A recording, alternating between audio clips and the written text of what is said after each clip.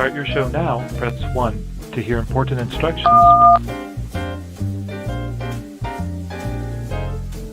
Your show will go live in 5 seconds. 4,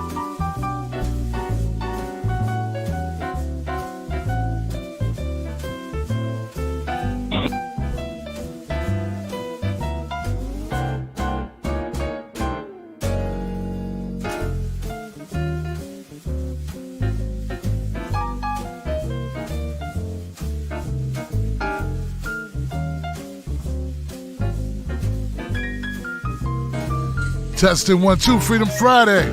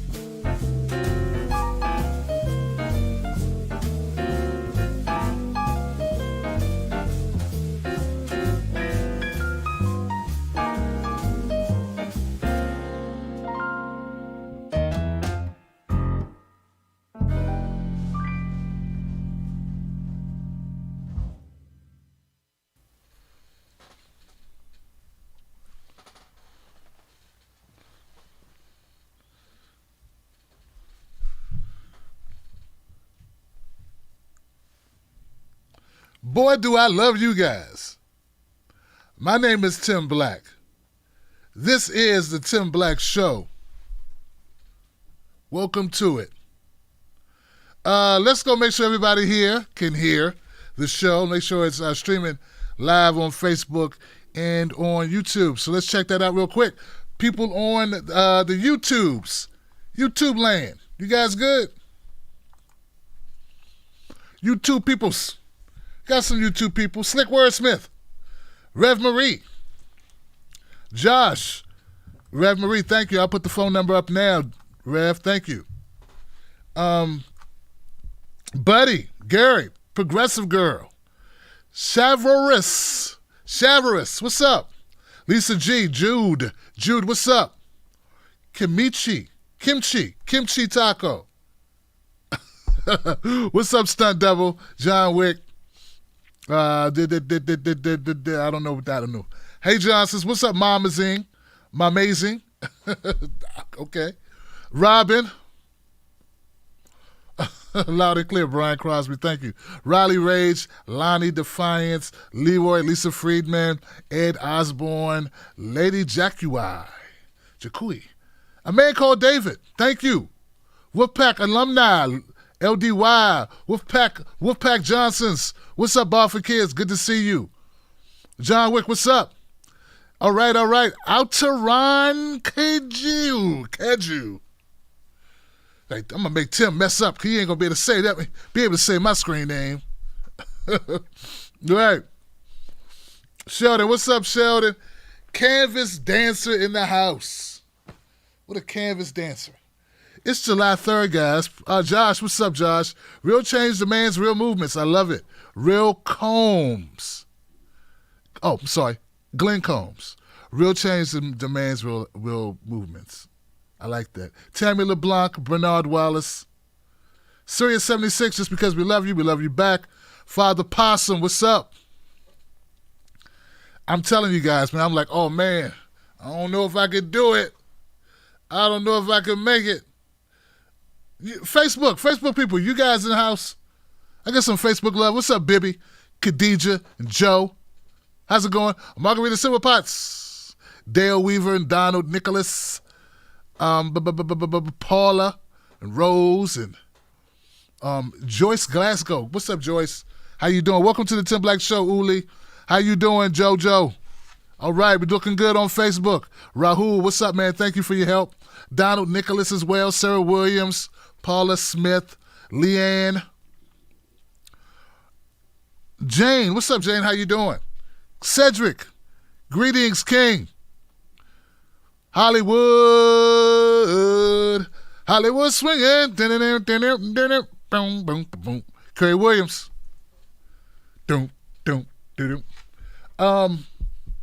So Facebook, thank you for being here.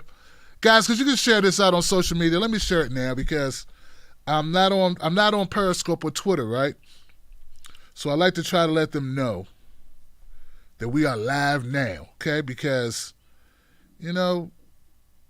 Periscope, I got a good crew of people on Periscope or on Twitter, right? Not so much on Periscope, but on Twitter. I have a lot of people that rock with us. There's some great people on Periscope too. It's just I'm not on it as much. So, okay, guys, look, the phone number is 319-527-6212. I really don't have anything prepared for a monologue.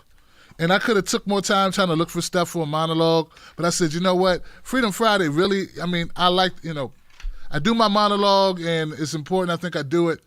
But even if I don't really have one prepared per se, because I don't have writers on the show other than myself, then we're going to still go on with the show as quickly as we can because people want to call in. It's a call-in show, y'all. So, I want to give people the opportunity to call into the show. There's only a couple little things I got. I got Trump having a rally like right now. I think it's right now or a little bit earlier. I don't know. No social distancing. That's your guy. It's not my guy. It's your guy. Somebody out there, that was your guy. Your guy right now. Right now, while we're having a resurgence of COVID-19, not only is Trump doing the opposite of what his own CDC recommends, not only is he doing the opposite, he's hosting the event, Johnson. Yeah, I know, he's just a symptom, right? He's just a symptom of a problem. He's not a problem. He's just a symptom of a problem. He a problem, y'all. How's it go? He's a problem, and he's also a symptom of a problem. He could be a problem, too. Stop listening to people who just want you to watch because they want to increase their viewership. Trump right now, the leader of the country, the president of the United States, is doing the opposite of what CDC recommends they do. We do. We means him too. And the 60,000 people or whatever amount of people that are going to be at this, not that many. I don't know how many people are going to be at this rally, but all those people there, they can't even social distance. The seats are attached to one another. So you can't be 6 feet apart. So right now, President Donald Trump, number 45, the orange one, that motherfucker is breaking every rule that's established. No one's wearing a mask. Hardly anyone. No, he's definitely not wearing a mask. I saw the crowd. The crowd wasn't wearing masks. They're not social distancing, and Trump's not wearing a mask. I've criticized Obama. At least, these people don't keep it real. They won't criticize Trump. I criticized Obama because he deserved criticism. I still criticize Obama. He ain't even in office anymore. These people won't even criticize Trump while he's in office. I wonder why not, Johnson. Wonder why they won't do it. Oh, it's this old hat. It's old hat to criticize Trump. It's tired to criticize Trump. Jay Leno's criticizing Trump and Trevor Noah criticized him. I don't want to criticize him too. I want to be different. Truth ain't got to be different, baby. Right now, Donald Trump is breaking all the rules. And he's influencing vulnerable people to do the same. Meanwhile, he's got the best medical treatment money could buy. Donald Trump, if he comes up positive for COVID, he's going to get the best treatment of anyone on the planet. Your dumb ass won't be so lucky because your president don't care about you getting health coverage. In fact, he wants to cut more people off of health coverage. That's what he's doing right now. That's his goal, okay? To repeal Obamacare without having anything to replace it. I'm not even a fan of Obamacare. I'm a fan of universal health care, Medicare for all. That's my goal. But I definitely don't want to see less people with coverage. And what's happening right now? With everybody's businesses being shut down, people can't go to work, people are losing their coverage.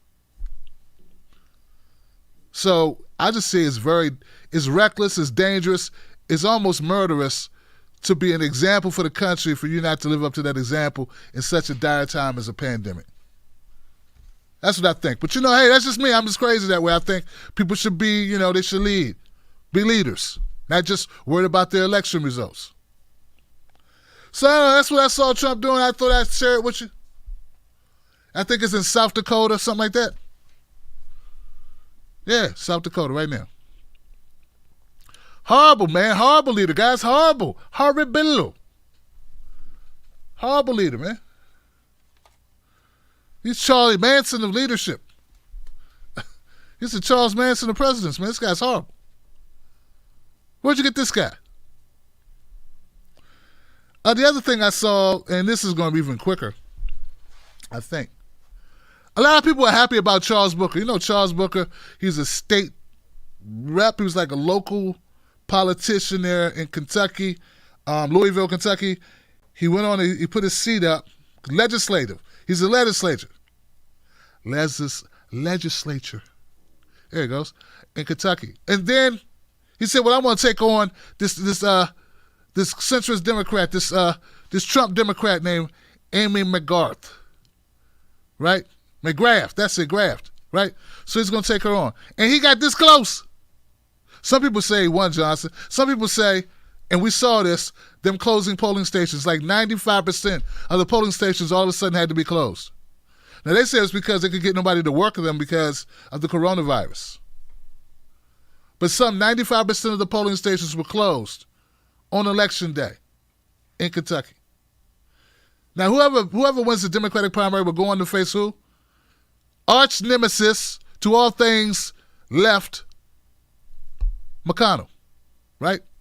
That's what's going to happen, right? The guy talking,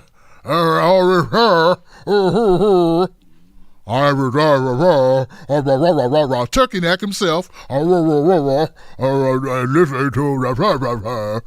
Mitch McConnell. We got to get rid of that guy. But a lot of people like Charles because Charles Booker was talking about real stuff. He ran on Green New Deal. He ran on Medicare for all, minimum wage, legalizing cannabis, ending mass incarceration. He ran on environmental justice. He ran on a platform similar to Bernie Sanders. He was endorsed by Bernie Sanders, AOC, Elizabeth Warren, and many other popular progressive and left-leaning organizations. Got behind our man Charles Booker because they believe he has the best chance, he has the best platform, he's the best chance, the only chance in defeating Mitch McConnell, finally getting him out the way. But on the other side, who got behind Amy, the fighter pilot who campaigned on being very similar to Donald Trump, who wanted to run to the right of Mitch McConnell, saying that Mitch McConnell has failed because Mitch McConnell got in the way of Trump's agenda. He did not work towards Trump's agenda. I mean, she's a piece of work. She's amazing. As neoliberals come, she's an amazing neoliberal piece of scumbaggery. In my opinion, that's what she stood for. Okay, so that's what it is. Centrist all the way. Hillary Clinton, with a younger Hillary Clinton is what she appeared to be to me. Okay, and that is interesting. Sort of Hillary Clinton / Amy Klobuchar / I don't know what else. Okay, so here's a point you may not know, okay? When Charles Booker was, for lack of a better term, robbed, when Charles Booker was robbed and lost by that much, or was robbed by that much,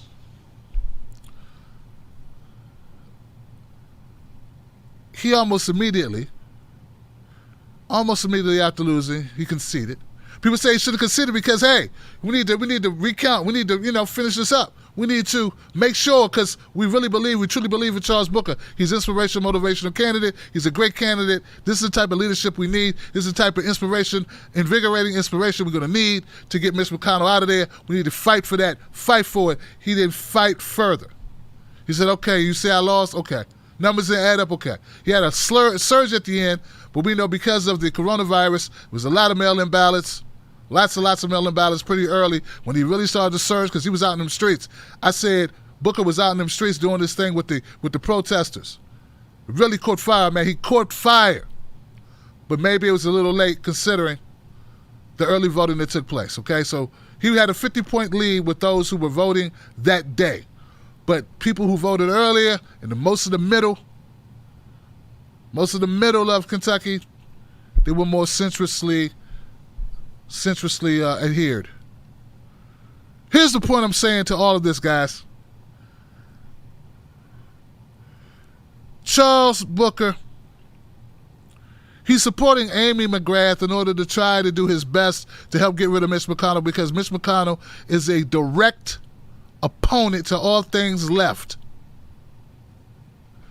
Charles Booker decided to support Amy McGrath in the endeavor of removing Mitch McConnell. Some people are already calling Charles Booker a sellout. Yeah, they say, Charles Booker is a sellout. A couple people that follow me, I seen their Facebook. I seen them post it. Charles Booker's a sellout.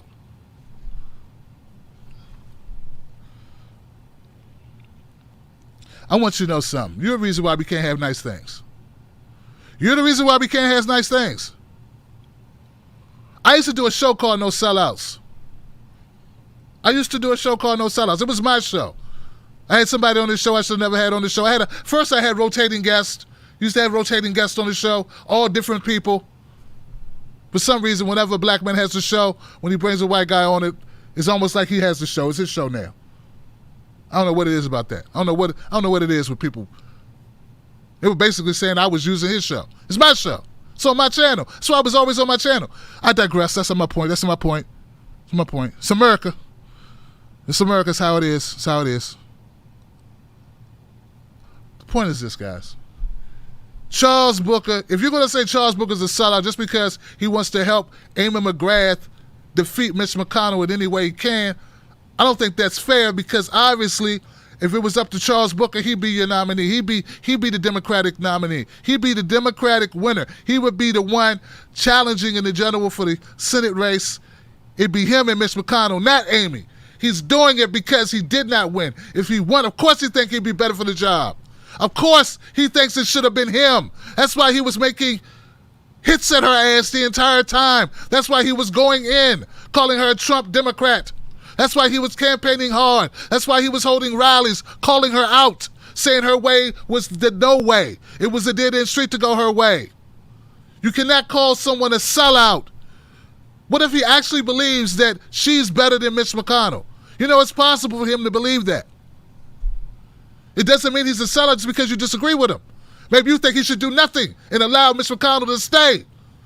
But maybe it's possible that he has inside of him, he's a true human being. I don't know him, okay? I'm not saying this because I know him or I've spoke to him. I've tried to bring him on the show. He hasn't even responded. So this is not about favoritism or bias for him.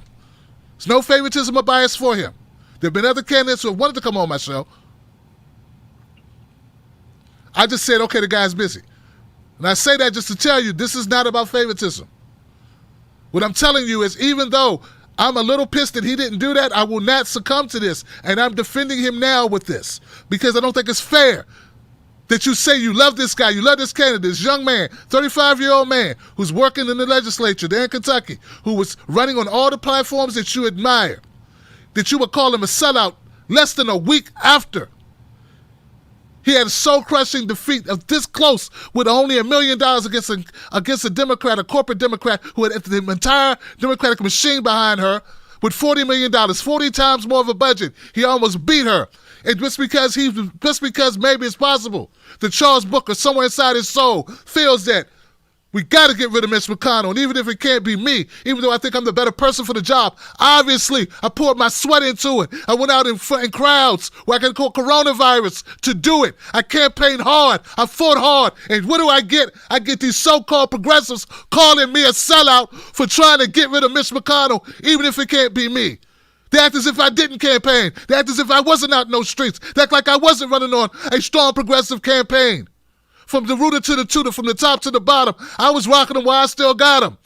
And what do I get for it? I get people slamming me and bashing me, destroying my name, running me in the mud because they feel like I should not campaign for the person who I think is marginally, even if marginally means something. Mitch McConnell is devastating the inner city. He's devastating poor people across the country. He's blocking anything positive. He did the same thing under Obama. That mofo got to go. I say that mofo got to go. And maybe you should think for a second, you self-righteous fucking progressive, if that's what you call yourself, before you shame and obliterate and shit on other progressive candidates for no reason other than they're not doing exactly what you want them to do at every fucking second. While you sit home on your keyboard or you sit in your room on your smartphone tapping. The man was in the streets at protests getting tear gassed, you fuckhead, while you were at home. He was inhaling chemicals. Standing up for us, standing up for all poor people, working people, black people, struggling people, from the rural, from the hooter to the holler, from the holler to the water, from the hood to the holler. And what did he get for you? What did he get from you? You keyboard commando. What did he get? Armchair quarterbacking. Well, if you do that to that man, I know what you would do to me in these seconds. You're probably doing it right now. You're part of those people that try to destroy me for everything I do, than exactly what you would do. You are a problem. You are fair-weathered, short-sighted, lame individual. You are petty. Nobody's perfect. No one's going to do exactly what you could do. But you know what? Since you want to be, since your barrier, since your judge criteria is so strict for everyone, won't you run, baby? Won't you get out there and run and do it your damn self? But if you ever in a position where you could have, if you could have someone like, if you could have the momentum, the charisma, the ability to draw people, to inspire people, if you could ever have that, if you could ever possess any of the talents and skills to be able to do such a thing, and if you had the ability to get rid of a Mitch McConnell, I wish you would be not so selfish. I wish you would be not such a egomaniac that you would say, screw it, because it's not me.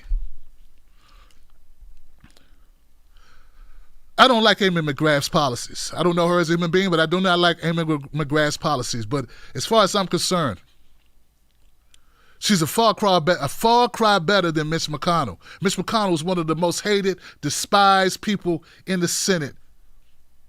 We need to do whatever we can to get rid of that man. That man needs to leave.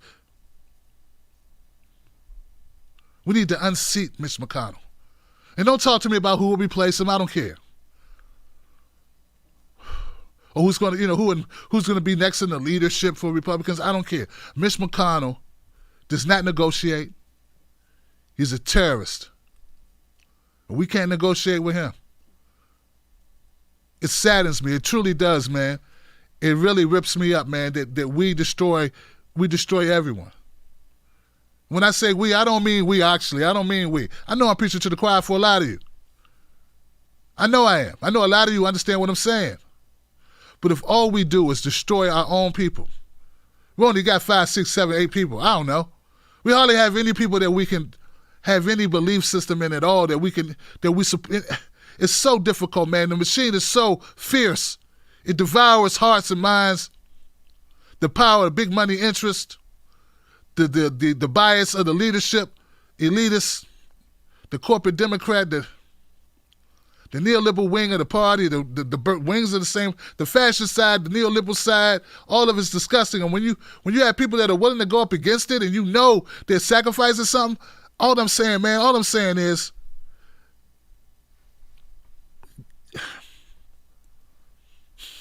don't always look for every instance to destroy. Don't always look for every instance to tear down. And in Charles Booker's case, I take strong exception. I take strong exception. He fought one of the most valiant fights that I've seen, and since I've been covering politics, and to see people so quickly, I mean, the body wasn't even cold. I was throwing this man under the bus. I don't understand it, man. And it just harkens back to the fact that people told me, man, we don't really have a movement if all we do is kill each other. All we do is destroy each other. All we do is tar and feather one another. We lynch one another on a daily basis for the lamest of things. And all I'm saying is sometimes you have to stop, slow down, and really think about what you're doing. You don't have to vote for Amy McGrath. Some of you would distance him, and you don't even live in Kentucky. You don't even live there. You don't even know the power of what he's been influencing, what he's been doing, what that means for Kentucky. You have no idea. And maybe to the people of Kentucky, maybe they feel that Amy McGrath would be better. Now, you may not agree with that. Maybe you think that Charles Booker should shut up and allow Amy to lose. She'll probably lose anyway, Johnson. She will probably lose anyway. I got her losing. I say she's going to lose, regardless of what Charles Booker does. He's her only hope. In my opinion, he's her only hope. At any closeness, of even making this a respectable run against Mitch McConnell. That's what I believe. And maybe people are talking to him like, hey, maybe we can get her to legalize cannabis, or maybe we can get her to increase the minimum wage, or to work towards increasing the minimum wage. Maybe we can get her to champion for some of our issues. Some of them in Kentucky. We need that. She's our only chance to get rid of Mitch McConnell. That's all we got. We got this one person who we don't trust that much, who we know she's an establishment pick. Nancy Pelosi like her. You know we don't like her. Come on, man. But all I'm saying is don't destroy this man because that's what we stuck with. He fought his fight. We can always argue about if you should keep fighting and when it's okay to give up. When's the time to accept? When's the time? I understand. I don't trust the system either. But damn it, man, we can't create leaders if we're just going to kill them. If we're just going to throw their names in the dirt out of our disappointment, and I get it. People disappointed, they frustrated. I'm disappointed, I'm frustrated too. But we can't run around decapitating everybody's legacy, everybody's name, everybody, man, just because we're frustrated and we're mad at the system. I'm mad at the system too, but we can't do that. We can't be hauling and yelling and spitting and cursing out the only people that we got when they're laying it on the line for us. It'd be different if they ain't lay it on the line. Did they go to the mat? They're up against a machine, right? He was up $40 million. He was up against $40 million. That ain't going to the mat for you. What's going to the mat for you? They have to die for you. They have to literally die. Cut their arms off, cut their limbs off in front of you, bleed out on the sidewalk in front of you. And their last words be, revolution, for you to accept that they gave it all. That's what it's going to take. When's the last time you did it? No, seriously, guys, go a little bit deeper. When was the last time you gave it all? When the last time you turned down a job, turned down an opportunity, turned down the door opening for you in your career, your life? I've done it several times. When's the last time you turned down something to take care of your family? Maybe some of you have done it. Don't get me wrong. I'm not talking about everybody. I'm talking about those people that I got a feeling ain't never done anything, no sacrifice. No sacrifice for the greater good. You live with your mother's basement. You don't have kids. You don't have grandkids. You don't have Asian parents. And you're not given an opportunity that you worked your whole life to create an opportunity. You at their door at that opportunity, and now they want you to compromise. How many of you have turned it down? Now, I've done that. Have you done that? Have you ever done that? Don't criticize what you've never had to do. Don't criticize people for being in a situation you've never been in, and I hope you never have to be in that situation. I really do. It's not as easy as it looks on TV, mofo. It's a lot different in person when you got to do it in real life. When you get a call from an entity that you be like, oh, wow. In the former, you would have been jumping up and down and happy as hell. But then you got to go in a dark room and sit there for a minute. You got to really think about it. You got to think about when Vice News calls you up and says, hey, we like you, Tim Black. We think you'd be good for this. You go, wow, Vice News, yeah, we're going to be airing it with HBO. We're going to be doing this and doing that. You interested? Wow, me? You serious? Me? Yeah, you. Tim Black, we love your show. We watch your show. We think it's great. A lot of people watch your show, man. Yeah, we'd like to talk to you about this. Well, I can't change my politics, man. I can't I can't change how I feel. I'm not going to tone nothing down, man. Let me tell you something. You people who do that, who crucify us, you do not know what you do. You do not know what you do and what we do and what it is to be us. Worked my whole life to be able to do what I do. And there's just some things that I'm not going to be able to do if I want to stay righteous. Now, I don't know if this applies to Charles Booker or if it applies to Bernie Sanders, or if it applies to AOC, or if it applies to Michael Moore, if it applies to Senator Nina Turner, for who it applies to. Killer Mike, I don't know. I don't know who it applies to. But for those it applies to right now, I'm saying it for them. Have our backs. Stop stabbing us in our backs. All right, y'all. We're going to go for a break. We'll be back in a minute. After that, we open up phone lines. Wolfpack.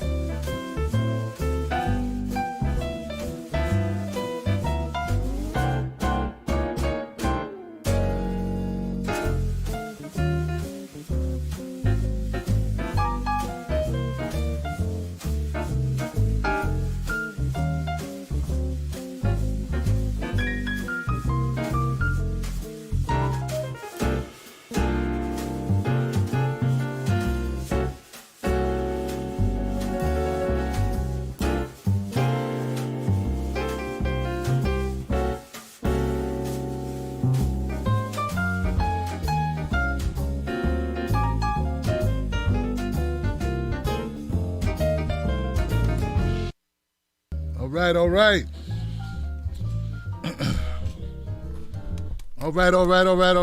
Looks like we're back. Hey, everybody, how you doing? Phone number's on the screen, 319-527-6212. All right, my first call in the queue is a 559 number. We're doing a new thing with an earpiece, guys, just to try to keep the sound, make the sound be a little bit better. I think it helps marginally, but it helps a little.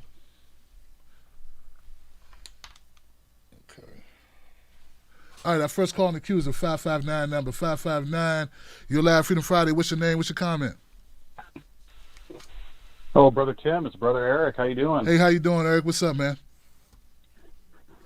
Oh, super fine. Just up here in Minnesota, trying to stay cool. But you know, I'll just extend off of what you had said. And let's just keep it hunted. That's how they win.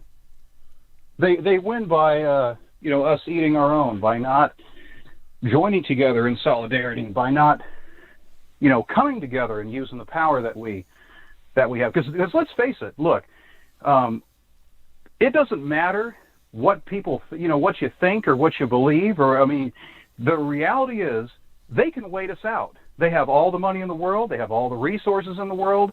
They can wait us out, and that's exactly what they want to do. Let's just keep them calm. Oh, do this. Oh, do that. Yeah, they'll tire themselves out because they're never going to get together, right? I mean, let's face it. Malcolm was able to run his mouth. When did he get shot? He got shot when he started coming together. Let's just call it for what it is. All the people that want to do that they say, can say, let's look. I'm not throwing shade. Let's just call it for what it is. Nobody won dying. They didn't win. John Brown didn't win. He started something, of course he did. He did not win, though. That wasn't a win. Slavery didn't end the day after. No, it sparked it. Survivors win. They end up winning. And that's what they don't want. Because when did Martin Luther King get killed? The Poor People's Campaign. Isn't it funny? They always get dead when they want to bring people together that, you know what, I'm getting screwed too. You know what, I'm getting screwed too. Maybe we should, hey, turn it on the boss. I mean, it's like this shit with the so-called illegal immigrants. You know, the new exploited class. I mean, let's face it. You know, a lot of them don't want to be here anyway. And a lot of them, you end up finding out, again, they're getting shafted. But, hey, have a language barrier, have the only thing that they can cling to is where they're from. They find a little niche to, make their own. But, again, you don't necessarily think, oh, no, blame them. Yeah, they're taking our jobs. Motherfucker, it's the one who hired them. Mm-hmm. They didn't come over here and say, God damn it, give me a gun at the barrel of a gun. No, they did not. Mm-hmm. Somebody hired him, Johnson. In fact, the President of the United States right now is manufacturing his crap in China, the one that he supposedly hates. Same thing with his daughter in China, the same people that he claims to have a problem with. Again, they'll let you run your mouth about whatever the hell it is. Oh yeah, gay rights, this rights, that, and the other thing. But I get to keep all the money, right? Oh, you've seen people just like that. And I mean, here in Minnesota, Jesus Christ, I mean, they're classics for it. You know, very, very warm smiles and cold hearts. They will, gosh, gee, golly, oh, yes, this, and down home and whatever. Well, you start talking about the bank account, that shit changes a complete 180. You think you're talking to a different person. So that's the thing. A lot of this shit is a game. Oh, I mean, I'll just tell you something. I remember the first time I got called a beaner. That just happens to be what I am. I didn't even know what the fuck it was. Mm-hmm. I went home that day. Mom, we don't eat beans.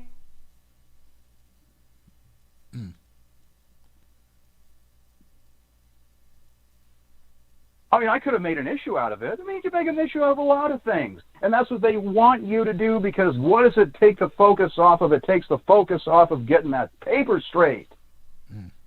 You know, it's like you were saying, hey, I'm not going to knock people for accumulating what they need to accumulate, because then, damn it, don't forget where you're from. We all have relatives that do that same thing. They get a taste of the inside. They get a taste of what it's like to be on the team. They weren't very popular, either growing up or whatever. They were kind of the outcasts, and then all of a sudden they're a part of it, and then they're converted. I got relatives just like that. It happens in sports. It happens in politics. It happens in business, especially.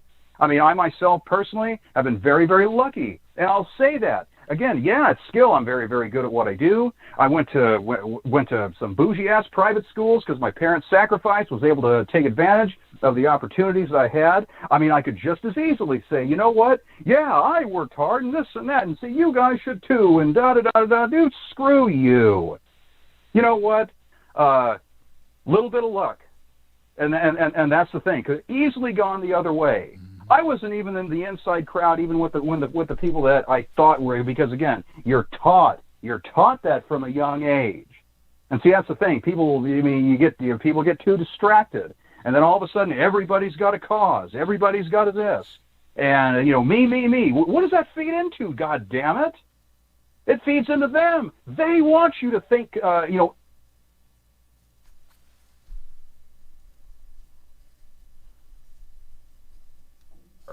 They have it, going from the bottom to the top, skyscrapers. Because you have cubicles. I mean, Brother Tim, you worked in IT, brother. Yeah. Interacting with people. When you're building cars or pouring. And this phone line's acting up, guys.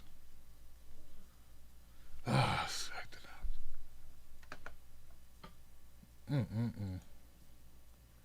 Sorry about that, Eric.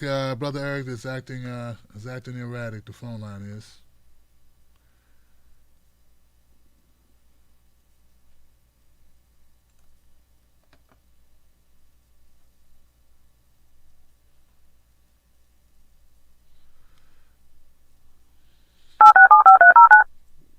Sorry about that, guys.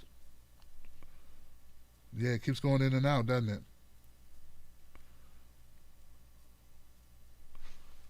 Start your show now. Press 1 to hear.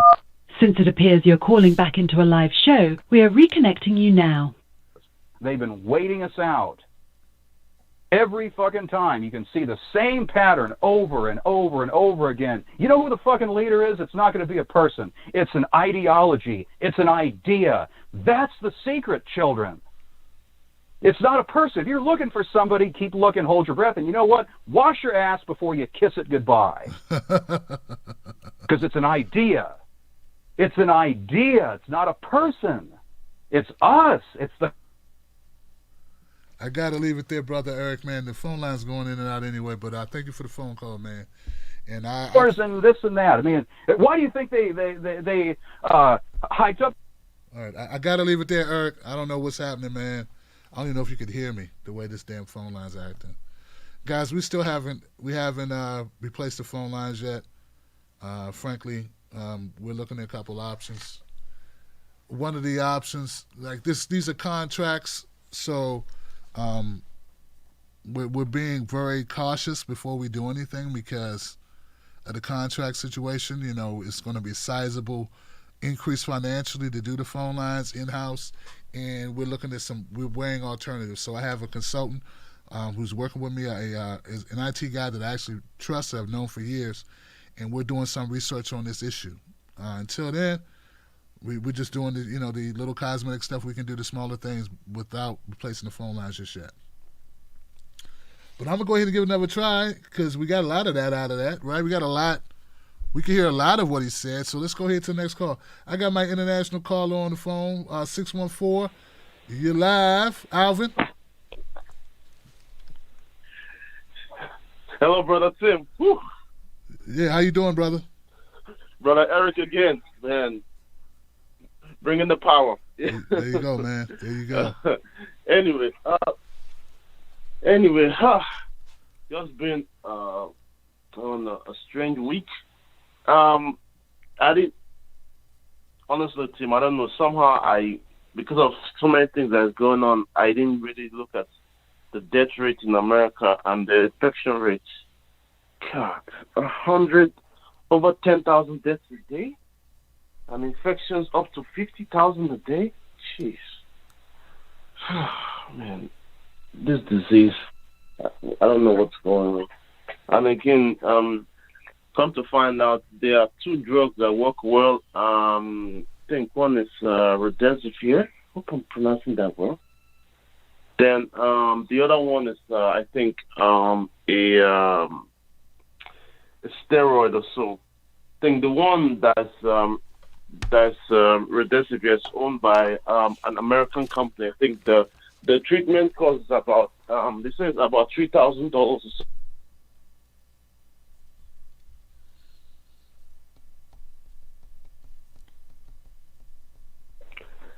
So right now, and I think the one that's $5 works a lot better. Okay. We're going in and out, brother. What's up? Sure that they don't have that much around so they can profit. As usual, man, it's just sad. Everything. Under this period, they're trying to profit from everything. And another sad thing, Tim, that happened here in Australia, as I told you, the infection rates have increased in one state. They had to shut down the whole area, and they were going from house to house to test them. Apparently, 10,000 people refused to test, saying that coronavirus is a hoax. Jeez. Wow. Oh, yeah, it's just that. Wow. Sounds like America. It was devastating. Yeah. Obviously, we know there are some border issues there because someone pointed it out on Twitter. His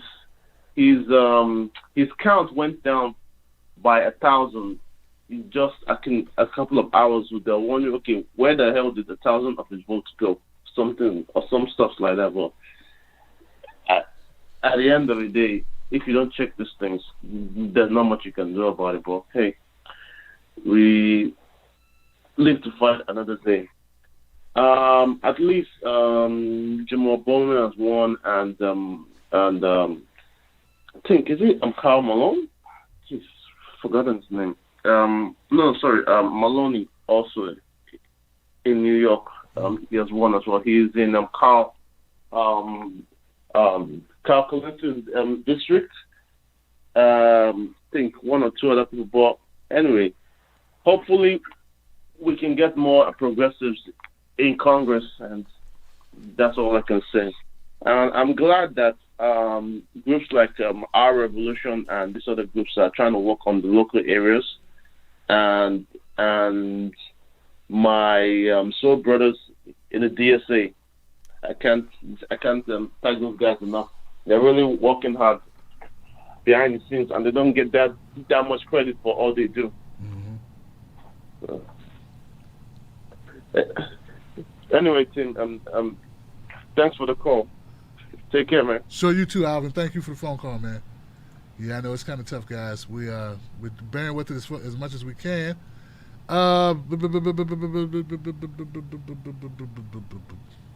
707, you're live on Freedom Friday. What's your name? What's your comment? Hey, Tim, can you hear me? Yes.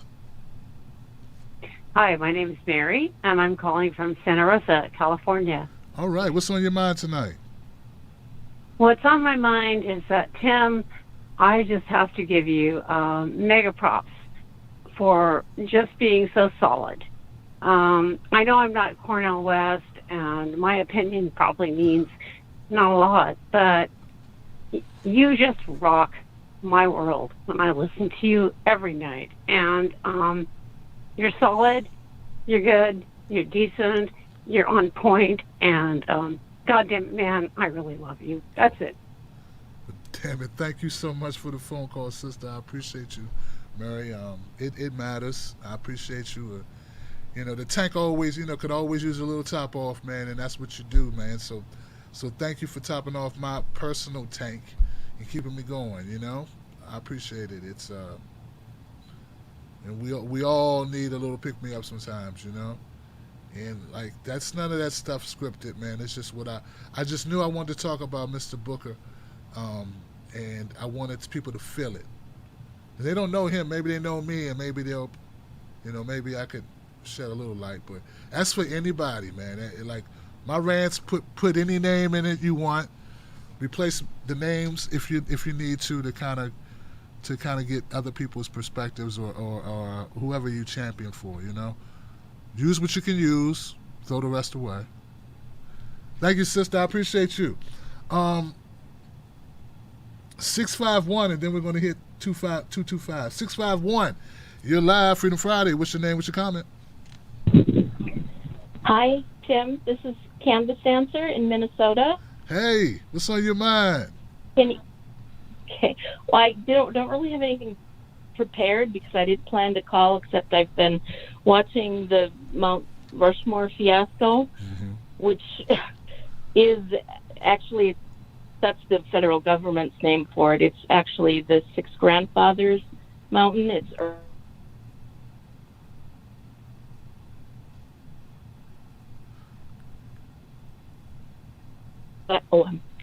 I muted that TV here on this laptop, but the fireworks are still going. It's just been crazy. The protesters were mostly Lakota Sioux, and they were there for over 4 hours trying to keep these people from coming in. This land of the Black Hills is sacred, and Fox News, which I had to listen to watch this. They were all talking about how this used to be sacred land. No. It is sacred land to the natives, and it does not belong to the federal government. They do not want them there. The land still belongs to the natives, and it was a Fort Laramie treaty, but there has not been one one treaty, even one, that the federal government has ever kept with the natives. And I should tell you that I am part Chippewa from the White Earth Band in northern Minnesota. So this is kind of important to me. My grandparents were both Indian, and I am part of the tribe of the White Earth Band in northern Minnesota. My grandfather was taken away as a child, and he was sent to a Catholic school. My grandmother had an aunt that saved her from it, but they took the kids away and didn't let them learn the language. They lost their land, they lost the culture, they lost everything.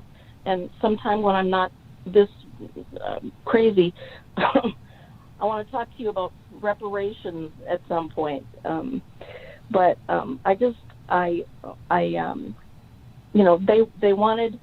They wanted your people to be slaves and work for free and be tortured and beaten, and they just wanted the natives dead.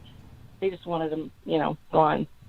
So it kind of makes me kind of crazy, and I called because I knew that I'd feel better after I talked to you, and I'm gonna have to go check out the Patreon. I've been watching for years.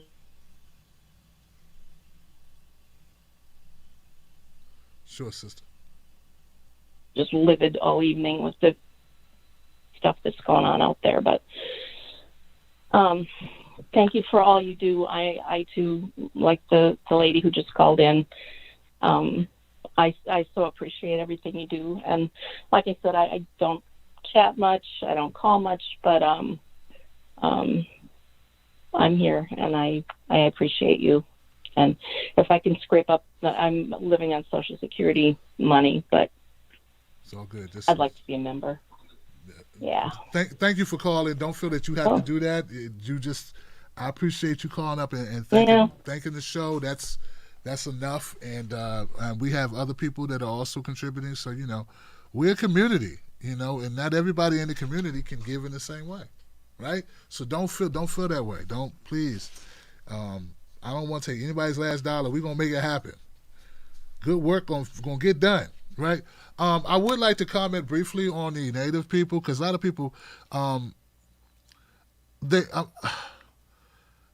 colonists would have enslaved Indians, Native people, indigenous people to this earth, to this country. They would have enslaved them, but they would have been much harder to control because they knew their land.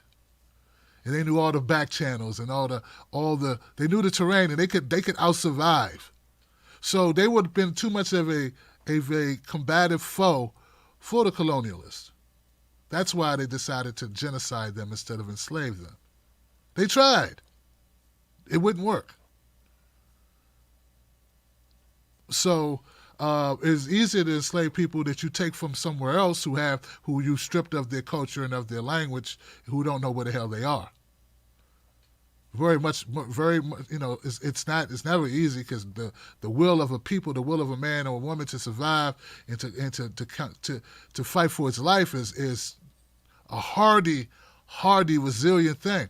But it is notably different, or when a person when a human being is disoriented by the language or by sea travel and by not knowing where they are in the world, than if they're at home and you come into their home. So just imagine if someone invaded America and you know the back streets. You know the dead end streets. They don't know. So yeah. I don't want to get into the things that, there's a lot about history we could talk about right now, but I just wanted to say that. And it's not, so moving on to the next call. Our 225 number as promised. Hold on one second. 225, you're live on Freedom Friday. What's your name? What's your comment? Man, what's good, Tim? It's your boy Joyner, man. I'm repping straight out of the Baton Rouge, Louisiana. Hey, man, the first thing I want to go off on is motherfucking Tom Herman, man. Now, you see this fool was talking all that shit about showing up to the little rally and shit like that, and now Tom Herman.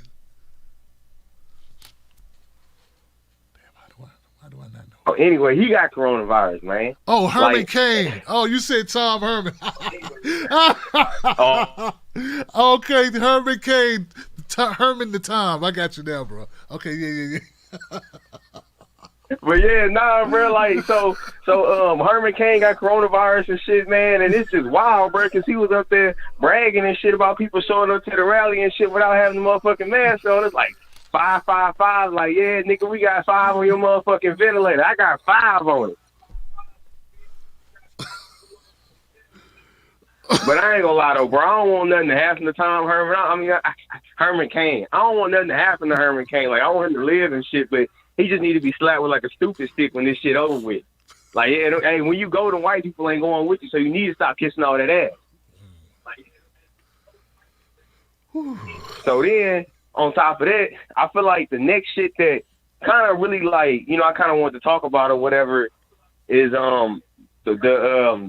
the fucking Redskins, bro. Like, okay. I seen that shit today. Like, you see how the NFL acting and shit? That's why I was thinking, like, Tom Herman, he a coach or whatever for a college team. But you see how the NFL happened? First I heard some shit like, oh, like, they going to black out the national anthem and shit. And then I heard, like, oh, they going to play Lift Every Voice and Sing. And, you know, I went to Grambling State University, the Grambling State University, and they can play that shit before every basketball game. Like, and everybody know that shit. Like, at least the first verse of it. Like, everybody know that shit. I'm just laughing because I'm like, yo, like, the NFL, like, oh, like, you know, like, we was on the wrong side of this shit. And I'm like, man, y'all still on the wrong side of this shit. First, y'all holler about saying, oh, we ain't going to show the national anthem on TV. We're going to black that shit out. Now y'all saying y'all doing Lift Every Voice and Sing, which is cool, but it seems like it's pandering. But it's like, bro, until Cap get a job, I ain't hearing none of that shit. Then, on top of all that shit, bro, like, fuck, man, it's just so much shit going on, dog. Like, I see all these states and shit doing like this Black Lives Matter shit across the street, but I'm like, when any of y'all gonna return that qualified immunity shit, huh? That's when the real shit gonna happen, bro. Like, I ain't with all that performative bullshit. I want to see some real shit. Like, none of them motherfuckers talking about defunding the motherfucking police. We got all these black bears and shit down south, LaToya and the Sharons and the motherfucking Keishas and shit. And they ain't nothing but a bunch of fucking ass kissers, dog. They ain't about that shit, bro. Fucking police officers fucking funding their campaigns and shit. The unions giving money to them. They ain't doing shit. Mm-hmm. So, yeah, man, that shit got me pissed off because niggas want to see real change, bro. You know what I'm saying? It's cool. Y'all want to change voice actors and shit like that. Y'all want to change syrup bottles and all that type of shit. That's cool or whatever. But goddamn, bro, we want niggas to stop getting killed by the police, amongst other shit. And you know what? The last topic I'm gonna touch on before I pass it on to the next caller is this, bro. Like this week it hurt with that Charles Booker thing, man. You know, a nigga like me was talking so much shit to all these Democrats and shit that be in my little group meetings and shit. I was like, yeah, man, y'all see we got some progressives coming through. I was like, yeah, get ready for it. But yeah, man, she came back and she got him. And you know, some people gonna say, you know, it was rigged or something like that. It probably was, bro. I just think that like the left, we gotta figure out ways because right now the biggest issue, like,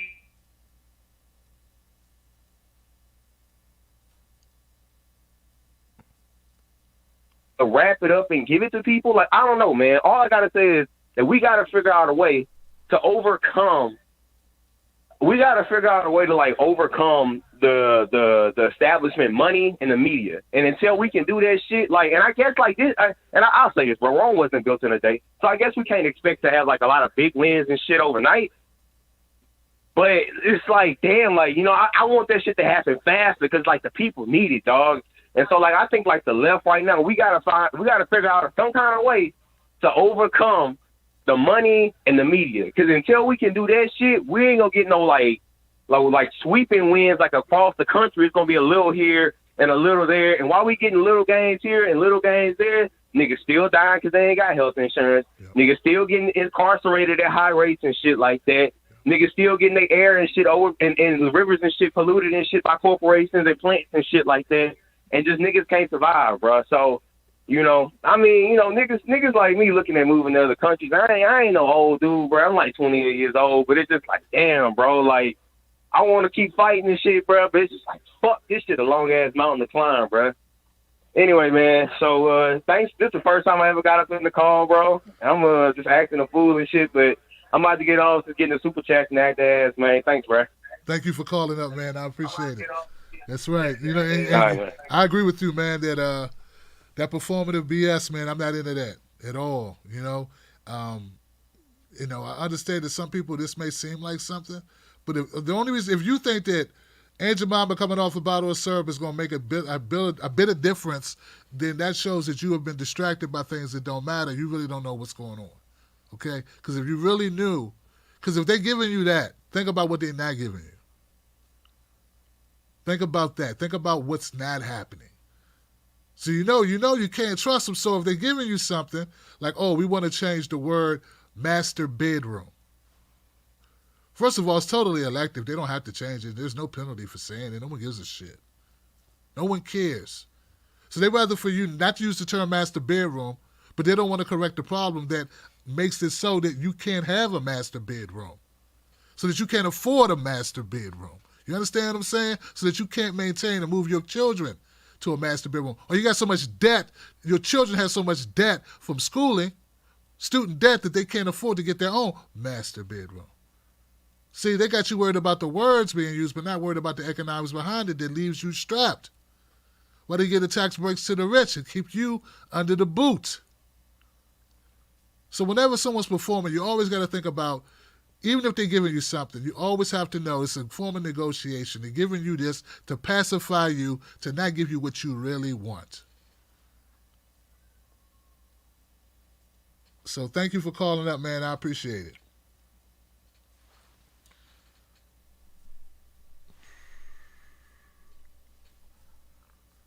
602. You're live on Freedom Friday. What's your name? What's your comments? It's Curtis. Oh, man, this guy keeps calling this show. It's me, Tim. He keeps calling my show, man. Curtis, come on. We're not racist. The KK had a meeting last night in Arizona. Dude.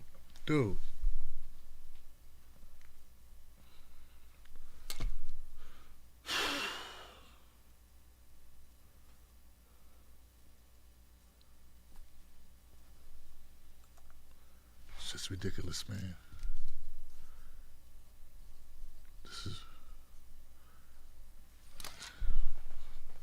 My brother called me today, man, and my brother CJ called me. He was mad because I hadn't talked to him since like the 25th or something like that, right? So he called me. He's pissed off. Actually, I called him. That's what I called him. And when I called him, the phone went to voicemail. Then I called him right back, and then he picked up. And he was livid because I hadn't called him. He was livid because we hadn't spoken, but I didn't know he called me because I work all the time. And often where I work, I don't get good reception on my phone. So he's pissed off because he's been watching the show and he heard this idiot calling in. And it's not my only brother that's pissed off. I have brothers that's in, I think he's in Atlanta right now. He was pissed off too. He was very livid. Then I got a brother that lives here local in Maryland as well, another younger brother who was, everybody in my family is very upset about Curtis. This is the thing people don't get, man. I got family too, just like you have family. They watch the shows. My cousins, my nephews, my aunts, people watch the shows. My stepdad, my mom, my wife, my kids, they all watch this and they see what's going on. Curtis, you need not call this show, man. I'm not just telling you that because I'm me. I'm not just saying that for me. It's for you too, okay? You need to stop calling this show.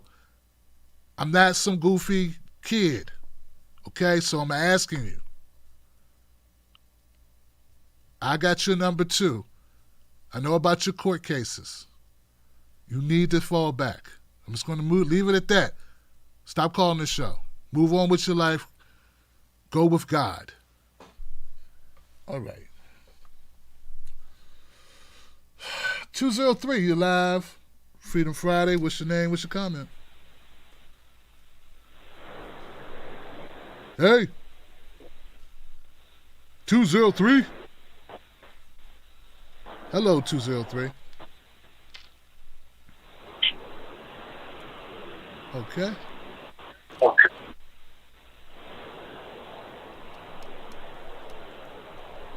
know, man. All right, 203. I don't know if you were there or not. I couldn't hear you. 402. Are you there? 402. You're live on Freedom Friday.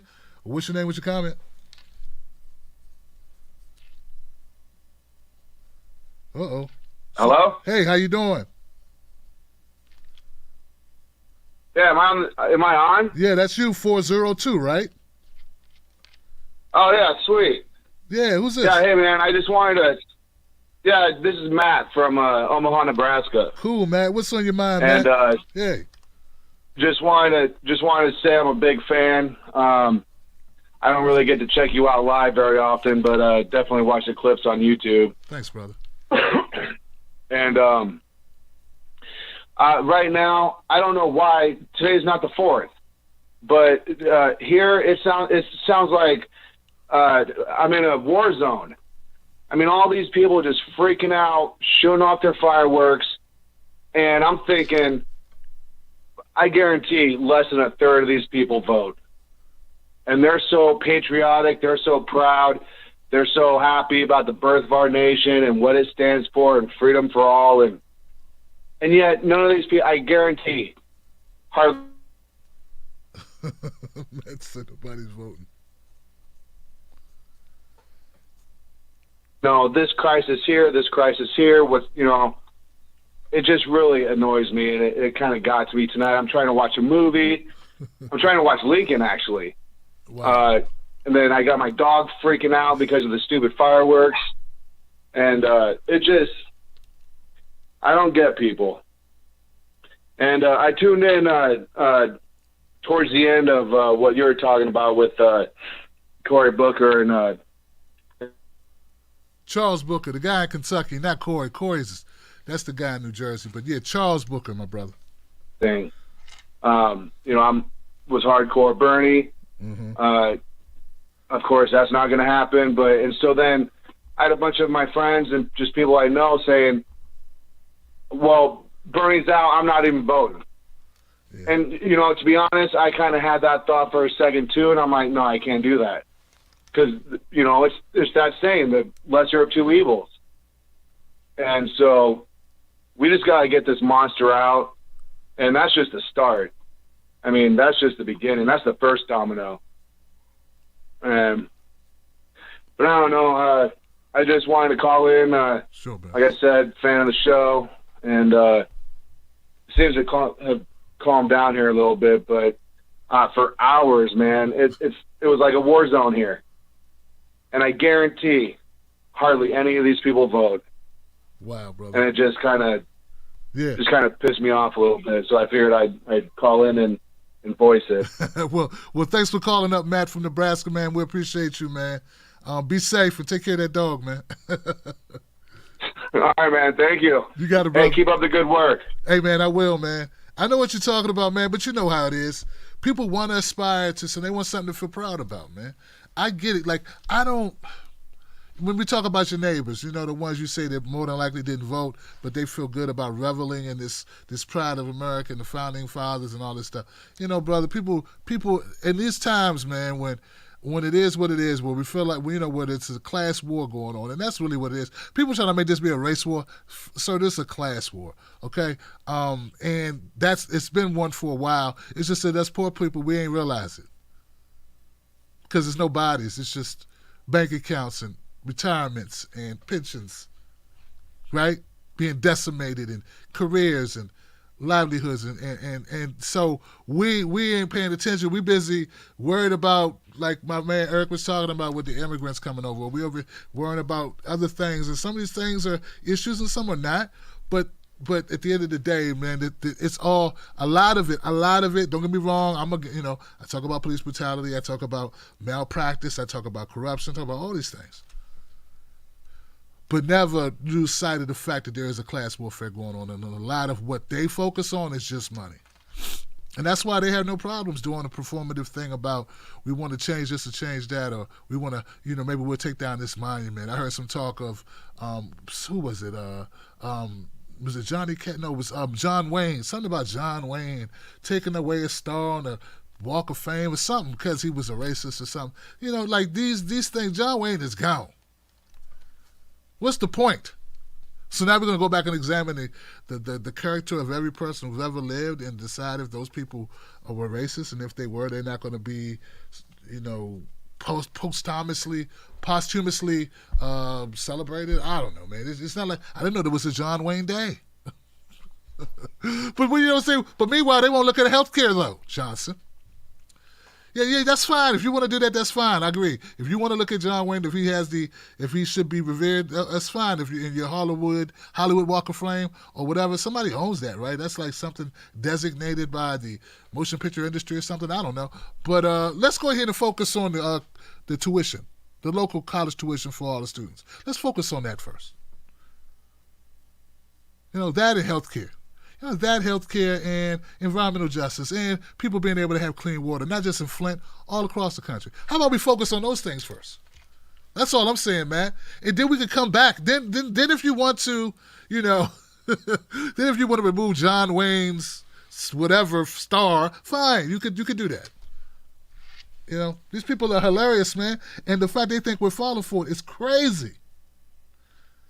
It's crazy, Johnson. 808. You're live on Freedom Friday. What's your name? What's your comment? 808, is that me? That's you, my brother. How you doing?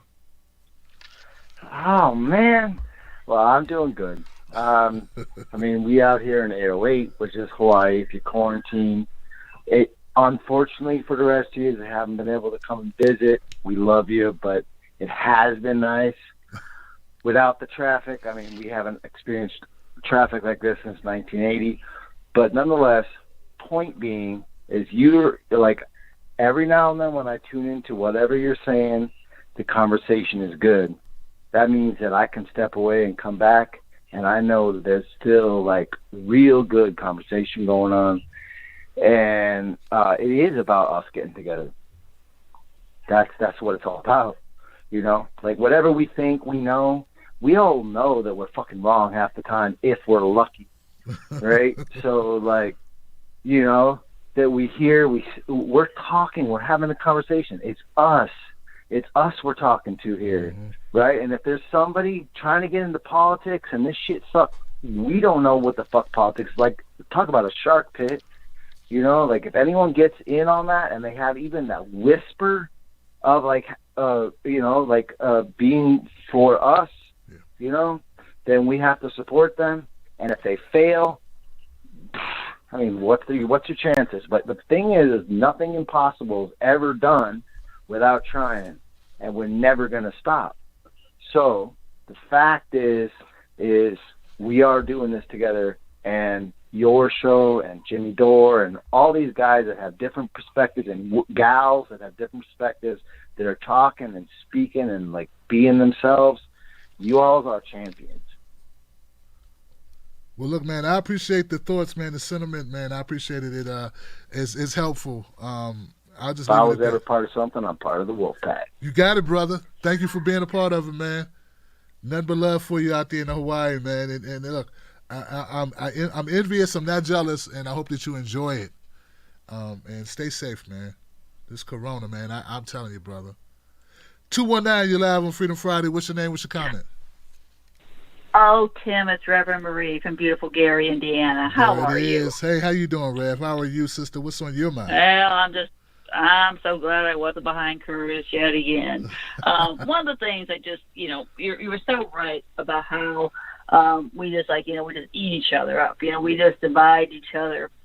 And they, whoever they are, don't have to do a thing because we were so good at turning on each other. We were all so pumped up when AOC, won that election, beating all the odds. And then within a year, it's like, she's a sellout, she's a this, she's a that. And I'm not saying don't call her out on her shit, but you don't have to turn and, you don't have to turn and chew her up either. You don't have to really, eviscerate her.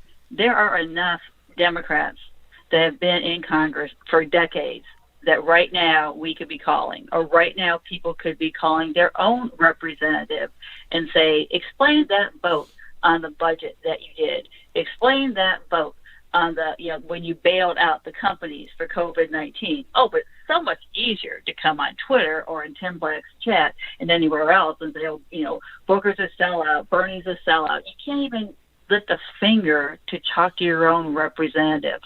So many people were so excited about Reverend Barber, and that's what his message was. One voice matters. You need to stand up and do what you can, but right away, you don't call your own representative. You don't do anything like that. It's so much easier, like I said, to come on here and be a keyboard, fanatic or whatever.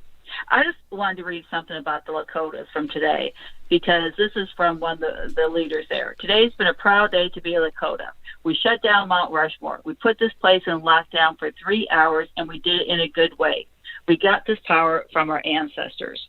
And I'm reading that because I'll bet you, if I go on Twitter right now, there will be people saying the Lakotas didn't do enough. There will be people saying, well, why didn't they do this? Well, why didn't they do that? There will be people saying, why didn't they fight? I would have done this. I would have done that. The number one role of being an ally is shut your ass up and get behind them. I don't speak. The beautiful thing or unbeautiful thing being here in Gary, Indiana, is we have protests for the deportation. And I will tell you, Indigenous and African Americans are there. We have protests for building a prison, and everyone's there. I say white collar, blue collar, clergy collar. We are all there standing up for one another. But when you start to say, well, what about this? Well, what about me? Well, what about, my knee, my hip? You start comparing your surgeries or some shit. We have to stop dividing each other. And you will get people, who are going to say it's not enough. And I don't even want to look on Twitter. Somebody was so surprised because Don Jr. and his mistress are now positive for COVID. So they didn't go out to South Dakota because they're both positive for COVID. And someone said, holy shit, did you see this? And I'm like, holy shit, what? That they don't wear a mask and they go around other people? Why should that surprise you? They don't wear masks. They don't care. And they're going to keep infecting us. As you know, I'm a chaplain in a hospital. This shit is not over. People are still dying, and people are still not wearing masks, and it's just going to continue. But, we just need to be allies and quit feeding on each other and calling each other out. And, call your congressman. If you want to call someone out, there's very few people in Congress that don't need to be called out on their shit. So start there. All right, Tim, always good to talk with you. Talk to you later. Good talking to you as well, Rev Marie. Thank you so much. And thanks for moderating that you do. I know that you're a busy person and you do a lot. And also thank you for what you do for the people in your hospital. Yeah. Oh, man. 208. You're live on Freedom Friday. What's your name? What's your comment? 208, is that me? That's you. How you doing? Oh, I'm doing all right, man. I'm Michael here in Idaho. Great, Michael. What's on your mind in Idaho? Idaho fucking sucks. I hate it here. Okay. Well, what's on your mind politically, man? What's going on? Yeah. Well, first I want to say I'm a huge fan. I really appreciate what you do and what people like you and Kyle Kulinski and Jimmy Dore do. I have a huge admiration for all of you. And America is in such a shithole right now. I just can't believe it. It's like we're literally reliving the 1920s leading up to the Great Depression. And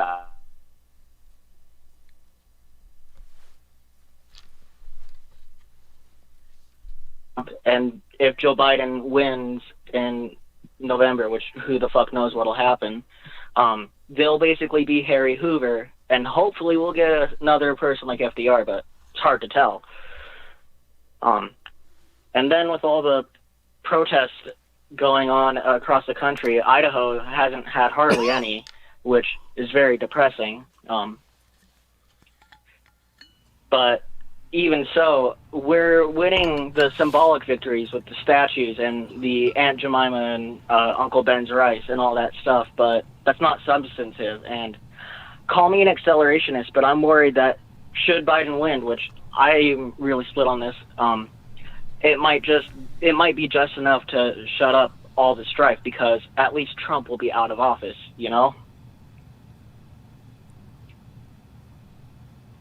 And it's really intimidating, and I don't know what I can do to help, because Idaho is very quiet on this kind of stuff. All right, brother. Well, thank you for calling, man. I appreciate it, Idaho, Michael, and yeah, I feel you, man. I feel you, brother. I feel you. 859, you're live on Freedom Friday. What's your name? What's your comment, 859? 859? 859. Can you hear me? Yeah, I got you now. Who's this? This is Oz from Peasant Media in Covington, Kentucky. Wow, Kentucky in the house. Giving you shit. Yeah. Yeah, I campaigned for Charles Booker, and he won my county. Hey. And there's no doubt that Karen McGrath sabotaged, and the DNC was behind her, because we went from like 2,600 polling stations to like 200 in the whole state, and a lot of those stations were in places of, neighborhoods of color where they couldn't get out and vote. So that's direct gerrymandered voter suppression right there. But the point I want to make is, I ain't black, man, but I'm a felon. I'm in recovery, and I've been in prison, and I've had knees and boots on my throat before, and I've been tied up to that chair and beaten, and it's routine, and people don't believe it because it don't affect them. They don't think it's real until it affects them, and that kind of it's really about demilitarizing the police, because the police have been so militarized, and they've been donated billions in military hardware from different they got all their SWAT gear, and they're getting all this donated, handed down from the military industrial complex. And what I think what we need to do is we need to really follow the Second Amendment the way it's supposed to be. They always ignore that part that says well-regulated militia, and what that means is we're supposed to have a military that's similar to Switzerland. We're not supposed to have an imperial occupying force like that we do. That's not. We need to do away with that and have a defensive military. And I think a way to solve this, and this is just a theory, but I think we should add a 13th grade after the 12th grade, and it's voluntary. Of course, you can't be forced to do it, but in the 13th grade, you're trained in law enforcement and survivalism and military tactics, and everyone has to serve as a police the same way they do as jury duty, and in that way, everybody is a cop at some point or another. And of course they have to do away with all the frivolous laws and the excessive laws first before they can enact something like that. But so I think that's maybe a possible alternative to the problem with police we're having. Another big problem we're having is the people in the countryside, the poor whites, and it's not all whites in the country too, but I have family that's they're the farmers and live in the country, and also people that live in the city, and I have blacks and Asians in my family, and there's a disconnect culturally. They don't people in the country, they just don't sometimes they don't understand each other, the people in the city, and the divide and conquer tactics is playing these people against each other. But what really needs to happen is everybody needs to unite as peasants, as the working class, the underclass. We all have to unite.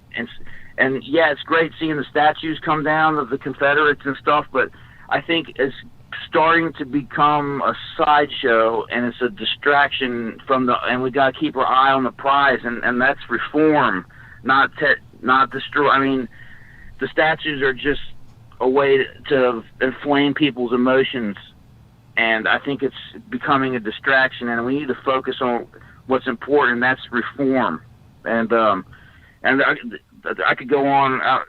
There's always a lot to say. I just love your show, man, and I hope to talk to you again soon. I appreciate you. Sure, man. Thank you for calling up Oz from Kentucky, man, and you make some make some strong points, man. Briefly, I'd just like to say I agree with you that the demilitarization of our police force is optimal. That should be like that first step. I think that when you're giving people infantry level or combat ready, equipment to go policing locally in the neighborhood. Like, what do you need a tank for, John? No, seriously, what do you need tanks for? What's that for? Who are, so like, and then, they're itching to use this stuff. I mean, if you got a new toy, you got to use it, even when you don't need to use it.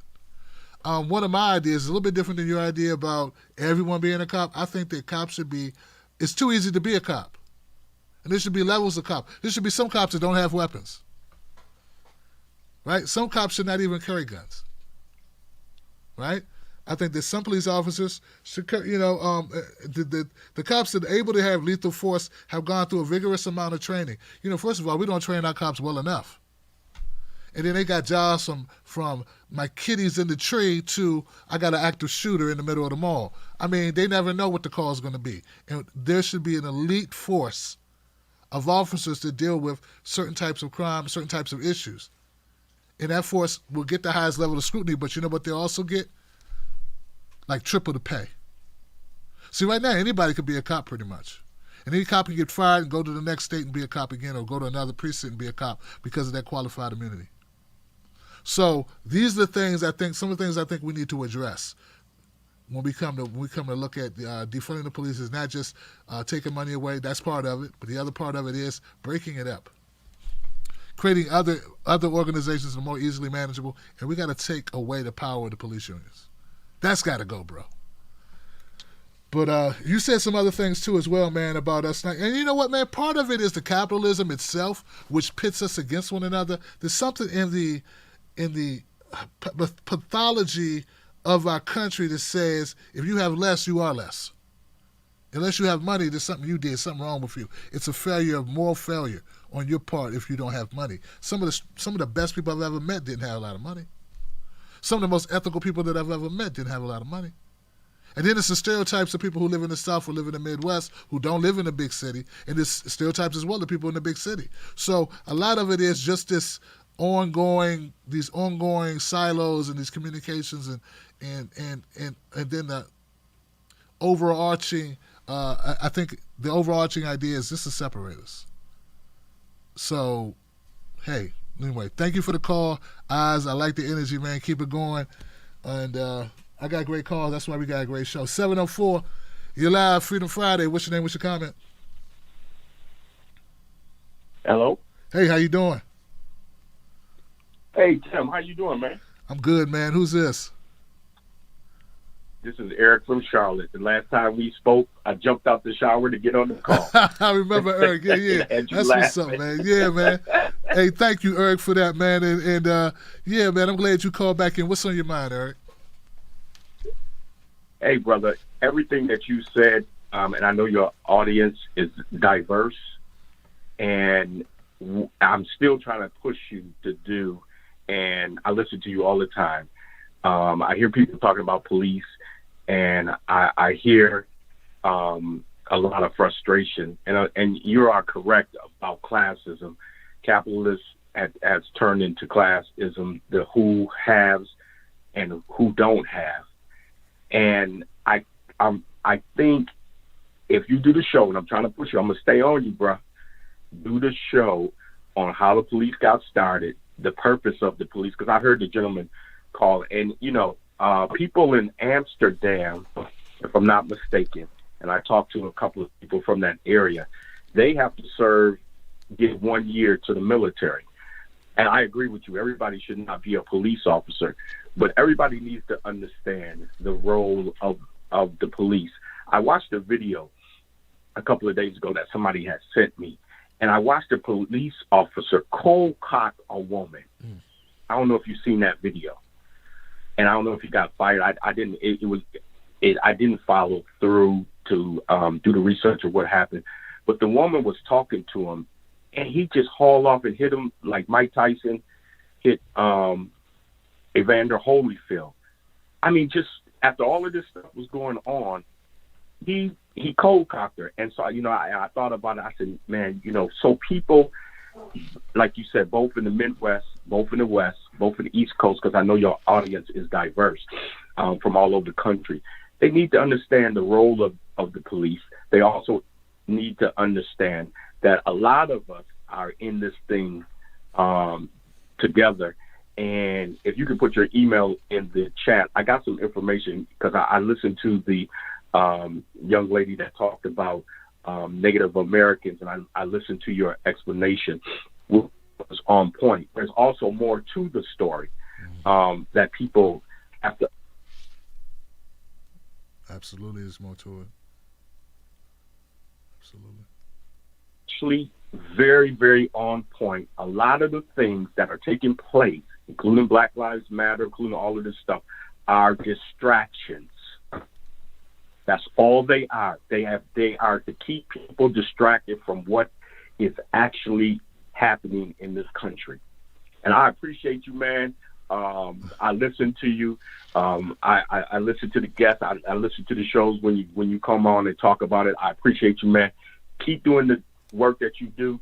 And if I get a hold of your email, man, I will send you an email and give you some information. But I'm gonna look forward to you, man. I'm gonna hold your feet to the fire about doing that show on the police state, how it started, how it originated. Because you talked about, why do police need a tank? Why do police need these military weapons? I am a veteran. I was in the military. So why do they need all of this stuff? We're heading toward a place that I don't think many people understand. But I'll keep it simple. I won't make it too complicated. But I appreciate you, man. Hey, I'm Eric, gonna hold your feet to the fire, man. It's all good, Eric, man. Do that, and just know this, man. Like one of the most difficult things about this is I know I need to expand, right? Eric, I know I need to expand, brother. I had this conversation with my very, very small team. K Lovejoy is amazing. She helps me, line up guests and things of that nature. But right now we're trying to expand in other ways. One of the ways I know we need to expand is we need to actually hire people, man. Because I don't have enough time, man, to get everything done.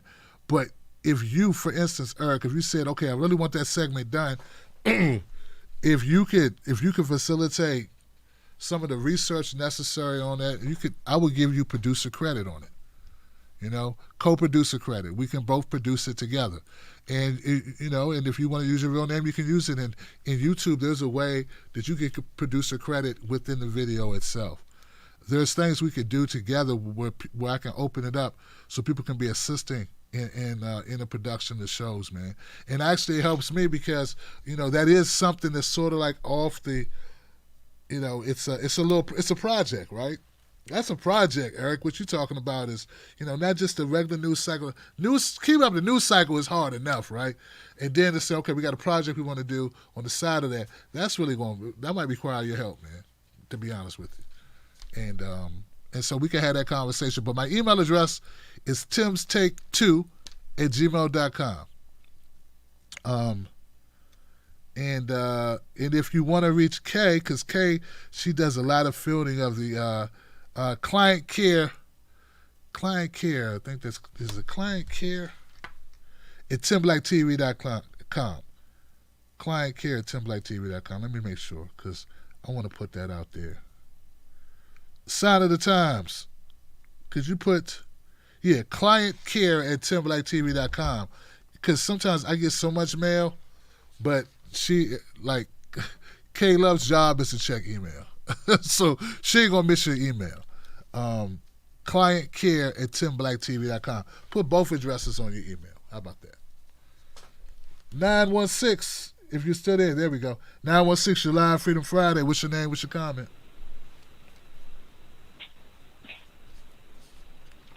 Well, Tim? Hey, how you doing? Who's this? Hey, this is Eric from California. I haven't called you for the last, been several weeks, but it's been a while. I think the last I called you might have been the third time I called you, and we were talking about a couple of things. But it was preceding, everything that's kind of taken off with the protest. I think one of the... Okay, man. Sounds good. What's on your mind tonight, Eric? With the bills that they passed in the past, when Obama was in the House, he didn't do what he could have did for people of color. He could have emphasized and actually changed the whole police system, and he didn't do that. He put his money in other places, which is in the corporations and not in us, the people that put them in the White House. But I see a lot of opportunities right now with everything that's happening. Yes, some of the things that are happening right now, it may just be some marketing in the sense that it's not real substance there yet, but it's mobilizing to the point where there's so many people behind everything that's happening, and it's exponentially happening. I mean, I don't think you can even look back at any time within our lifetimes, certainly not within my lifetime, that these things are happening so quickly. And if we can continue to push and move the Democratic Party to our progressive agenda, to emphasize the things that matter to us, Medicare for all, changing the police systems, not just reforming them, but actually changing them at the very root level. If we need to change that, you talked about a really good point of what is the value of a person. It's not equal to their money or their wallet. That's not what it means to be a person. And we need to change that too. And we change that by having, providing them Medicare for all, providing them with education so they can go as far as they want to go, changing how things are valued so that we don't just value billionaires with these companies that are actually, making so much more money than a regular average person, changing just everything. And we have that opportunity right now, and we have to continue to push together. We have to organize just like, the young folks have been doing. And we have to push in different spheres of influence at the powers that be, not just hit them with their money where it hurt them in their public image. Just go after them, and I think that's what's happening. And we need to continue to push for that. Shows like yours, like the other folks have talked about, Jimmy and Kyle and the Young Turks, have really opened up the eyes of many millions of people across America to the point where now, even if they try to, sort of band-aid any of these problems that they're trying to band-aid, they can't do it. We have too much information on our hands. And in an instant, we can actually go into something like YouTube, look up the history of somebody and call out their BS. It's, it can't be done like it used to be. So we have that on our hand. We have the ability to actually inform ourselves in such a way that you can get it out. And we can change people's minds, albeit it's still not happening, as fast as it could be, because the mainstream media still, to some degree, they do basically have that. That the progressive side has not changed that completely. Otherwise, in part, I think Bernie could have won if the mainstream media didn't attack him so badly, in my opinion. But we have time. I do believe I see a lot of positivity, and there's a lot of opportunity. If we can survive the coronavirus as a people, as a country, we can come out of this much better in 2 or 3 years down the road. But we have to keep pushing. We need shows like yours. We need the same people that have been talking on your show. They've all been on the money, the ladies, the guys. The brother was talking about, crazy, all these guys. They're on the ball, man. And so this is happening, man. People are seeing this all over the world, and I just want to say I'm happy to be here in this time of our life, and I think there's an opportunity to make things better. So I just wanted to share all these thoughts and say thank you so much, Tim, for everything you do. Every time I call, it's just a great night of listening to your listeners and yourself. So just thank you. Man, thank you for being a part of it tonight, man. I appreciate you, Eric from California, and you're part of that, making this a better show too, man. And wow. I like to be optimistic myself. Dr. Cornel West said on this show that it's not everything, but just imagine if we weren't in the street, what that would say about us. There's worse things, like if people were empathetic, man, who didn't even respond to the murder of George Floyd, So it's empowering. As Reverend Barber gave testimony right here on this show. I'm going to say this, man. I tend to believe my show is a little different than the other shows. I tend to believe we're very unique in what we do here. We have created a community. We've created a community, and the strength of my show is in the viewers that participate in the show. And there's other shows you named don't even have call-ins. And then the guests that we bring on. I mean, correct me if I'm wrong, but I don't see Reverend Barber on those shows. And I don't see Killer Mike on those shows. I don't see Dr. Cornel West on those shows. There's a reason. So I'm not trying to disrespect. I don't know if you guys call their shows and shout out the Tim Black show, but you can't call their show, can you? But I don't know if you go into their forums, and I'm not trying to diss anybody particularly. Definitely not you, Eric. You're not the first person to do it. You're like the fourth person tonight that for some reason when appreciating this show, they have to mention other shows. I don't get it. Please stop doing it. I don't think we're the same. I know what I do. So, and I'm just going to be honest with you. I just wish you guys wouldn't do it. Okay? So, let's promote their shows on their channel. This community has worked hard for a number of years without any connections to TYT, without any boost from TYT. Those other shows all derived from TYT. All but in partnerships or worked with or got their channel from the biggest independent network in the world. All of them. And then you compare me to them. It's like crazy. First of all, I got 1/10 of the support. If I'm as good as them, why are they lapping me like 10 times? So the Tim Black Wolfpack, I think, is different. What we do is different. My community is different. We worked hard to be different. And that's just judge is different, man. That's all. I respect you. I know you respect me. Let's respect each other. I'm going to go to the next call. 719. You are live on Freedom Friday. Hey, 719, you're live.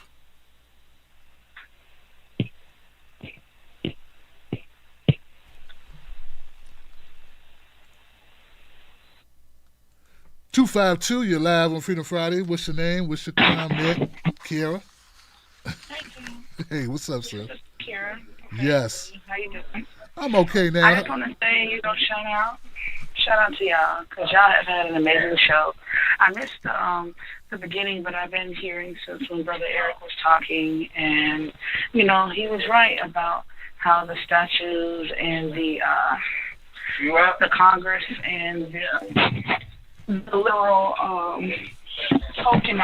tokenization of what's been going on with our protest and the movement, It's really sad that, we've been voting blue no matter who all this time, and nothing has been garnered from it. Nothing substantive legislatively has helped the average American, employee or worker in America. It's just sad. If anything, we were having a conversation on Twitter earlier. When Republicans and Democrats come together, we lose. That's how it always is. You know what I'm saying?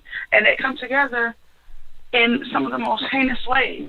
So, Cory Booker was a topic that we were talking about with him, opposing legislation to make drugs cheaper in America. He's done this more than once.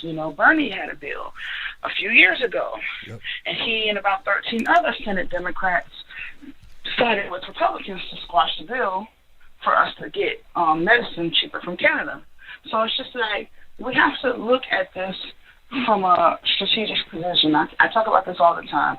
We have to strategically use our vote, because if you keep on saying, both parties, they suck, yeah, we know that. Both parties suck, Johnson's, but what are we going to do to strategically put ourselves in a place where we can hold them accountable? Third party is our only option. That's a true protest, because they will substantially see in the voting numbers that we are rebuking both parties. That's the only way it's going to get them to listen to us and to do what they've been called to Congress to do. If we don't hold them accountable substantively and make them lose in a lot of these tighter places and purple places like where I live, then what's the point? You know what I'm saying? Not voting is not helping. You know what I'm saying? Because not voting is you essentially voting in some sort of form for what is going on. You are consistent. And I just think that, we definitely need to look at how lately Congress has been doing, little Band-Aids here and there, you know. They've been patching here and patching there and putting legislation out to rebuke this and rebuke that. But they could have been done that. They could have been put a stop to this. We cannot let this take our eyes off of the prize. The prize is to get actual change, and we have to keep our foot on their necks until it happens. And that's all I wanted to say. Thank you so much. I appreciate you letting me speak my truth to power. Y'all have a good night. All right. Thank you for the phone call. We appreciate you. 352, you're live, Freedom Friday. What's your name? What's your comment? 352. Hey, Tim, this is Dennis. Hey, what's up, Ben? How you doing, man? Tim? Yes, sir. My name's Dennis, and I live in Tallahassee, even though that's not the code yet. Dennis.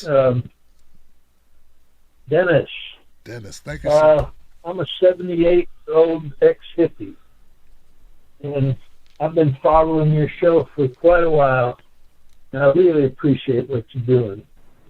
I especially appreciated how steadfast you were with Bernie, because I was right there with you, man.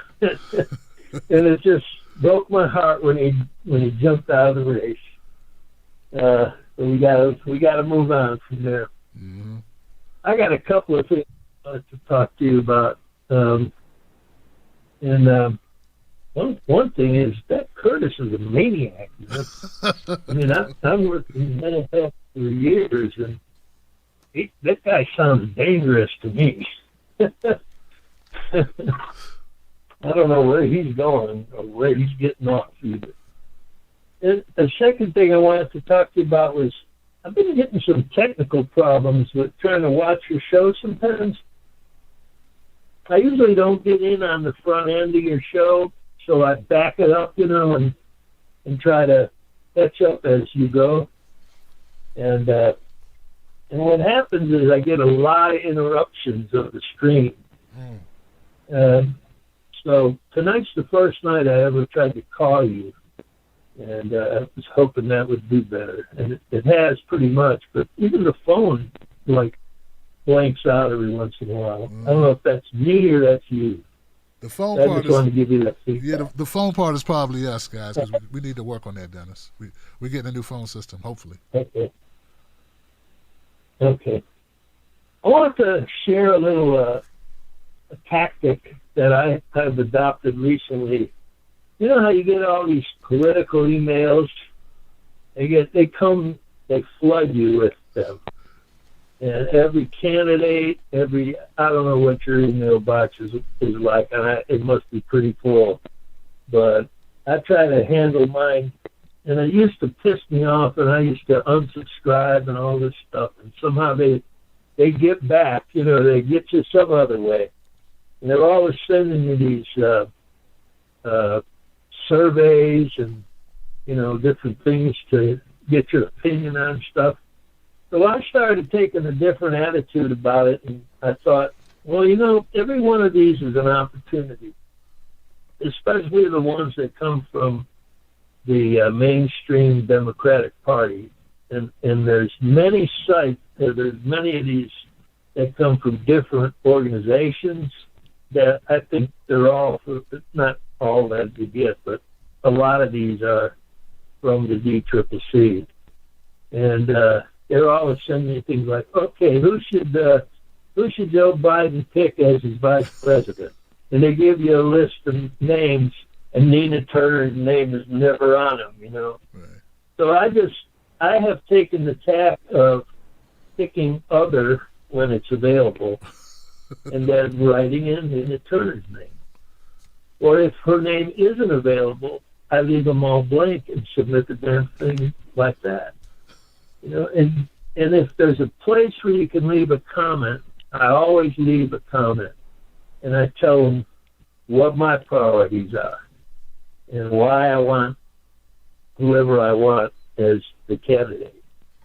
And I always, every chance that I get, when they ask for your opinion on what the priorities ought to be for the Democratic Party, I always list them in this order.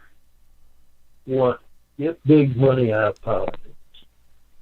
2, fix and secure our election system. 3, Medicare for all. 4, Green New Deal. And 5, criminal justice reform. And I put that out every chance I get. And I think if everybody did that, maybe they'd start to get the message. So that's an approach that I've been taking. Regarding somebody who phoned tonight said that Junior tested positive, and the information I got is not that he tested positive, his girlfriend tested positive, and he didn't. Okay. Yeah, so I don't know. I mean, I might have different information. Yeah, I hadn't heard it. First I heard it was the call tonight. I need to wrap this up, Dennis. What's your last statement you like to make? What's your going away statement? My going away statement is that we need to get, there's about 60 or more shows that are good progressive shows that differ on little points, but they need to stop quibbling with each other and start figuring out a way to get themselves together in an alliance of some kind to counter the mainstream media. All right, Dennis. Well, thank you for That's the phone it. call, sir. I appreciate it. And I think your top 5 is pretty good. I like your top 5, sir. I remember when I first started, Dennis, brother, when I first started even looking at politics, man, because I didn't trust politicians at all, right? My only criteria was you had to want money out of politics. And if you took dark money, I didn't want anything to do with you, because I felt that money has a corrosive influence on our politics and on people in general. So hey, if you're going to take money from big interest groups, special interest groups in Wall Street, we ain't got nothing to talk about. So I love the fact that your first criteria, your number 1, was money out of politics. I like that. And thank you, sir, for phoning the show, my brother. 662. You're live on Freedom Friday. What's your name? What's your comment?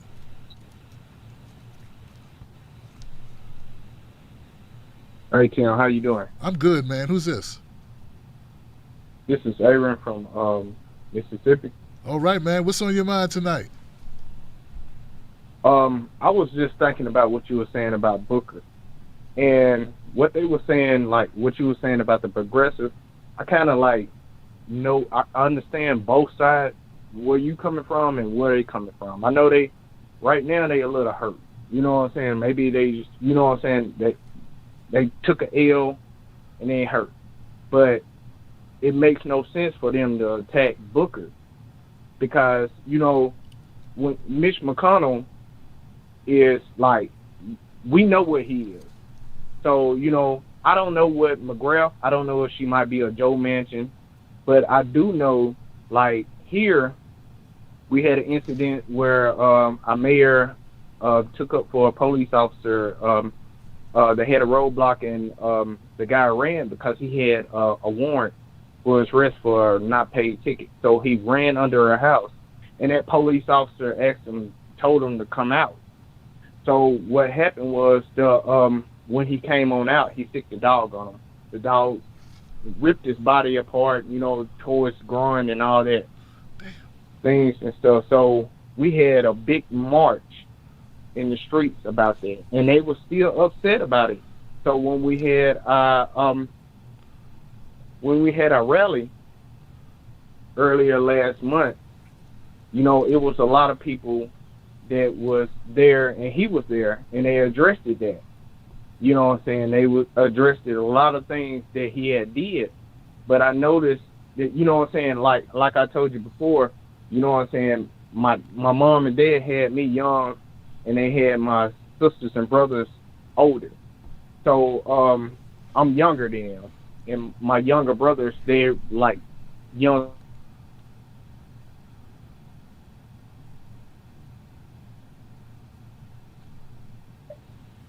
And a lot of those folks out there, I knew they didn't vote, voted to vote that man out, but they could point now. You know what I'm saying? So,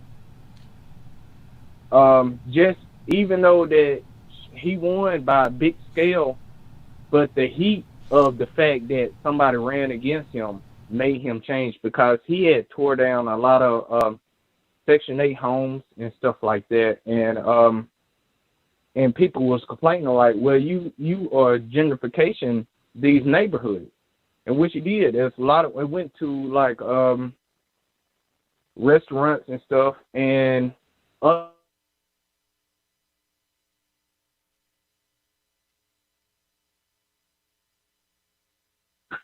but 90 seconds. I said I haven't been through there in that area in a minute. So he said, you need to go see, because it's houses everywhere. So, you know, I went through them neighborhoods, and I was like, yeah, but how many black people staying there? So, you know what I'm saying, kept driving through, and I started seeing younger black kids. I see them playing basketball. So, you know what I'm saying, just by her running behind, you know, running against him, that put, you know, heat on his feet. You know what I'm saying, to, you know what I'm saying, 60 seconds. What happened, even though that he sided with the police officers. And at the rally, he apologized, and he seemed like he was teary-eyed. I don't know, he was pandering or whatever. But the thing is that even though McGrath may, you know what I'm saying, she may had wanted to be a Joe Manchin, but now because of him, she got the heat on her feet. So she can't be a Joe Manchin, because, you know what I'm saying, progressives need to look at strategy. Look at the number, how she barely won. You know what I'm saying? I know that she don't want to be a one-time term kind of, she don't want to do a one term. And then on top of that, why are you attacking Booker? 10 because seconds. He can go back to the state and run. I don't know what the state laws is about it. He might still be, you know, a representative of that state. And you're attacking him, and you keeping him, you know what I'm saying, from maybe winning to go back to that state and help that state out. You know what I'm saying? He can help Kentucky out and still keep heat on her feet. But if you are attacking him, which most of those progressives that's, you know what I'm saying, on Twitter, I'm not on Twitter, there's attacking him, they probably don't even live in that state. So that's what I'm saying. They don't care. They just upset, and I can understand they upset. And it's him and Bernie is two different people. But Biden, most of the women in my family are nurses. Some of them are nurses in hospitals. Some of them nurses in old folks' homes. So it's a lot of stories that, you know what I'm saying, they don't told me about guys that, you know what I'm saying, still use the N-word when they address them and stuff like that, but still be out of their mind. You see what I'm saying? Like, they not all the way there, but that's in their heart. So, you know what I'm saying, they'll pull that out, and they know that, you know what I'm saying, that person is a person of color, you know what I'm saying, and that's what comes out. But I believe Joe Biden, he can't be moved. I believe he's one of those people. You know what I'm saying? But McGrath, I know that she can be moved by, you know what I'm saying, the movement that happened in that state. So, you know what I'm saying, it's a different when, you know what I'm saying, if you attack Bernie Sanders, I can understand where you coming from because you hurt, you lost, and then he turn around and support Joe Biden. But if Booker didn't do that, when he went back to his state to maybe represent his state, they would use that against him. And if he wanted to run against her the next time her term was ended, they're going to use that against him. So, you know what I'm saying? It's a lose-lose situation, but you gotta you don't go with the enemy you know. You go with the enemy you think that you can maybe make, you know, alliance with. I ain't gonna say that she'll be a friend to us, but I'm just saying that she, you know what I'm saying, she know that she got to come home. You know what I'm saying? Unless she want to stay in Washington or Maryland, like the guy in New York. Ingle. Yeah. So, you know what I'm saying? She knows she got to come. Yeah, she knows she got to come home, and she knows she got to see the people that she.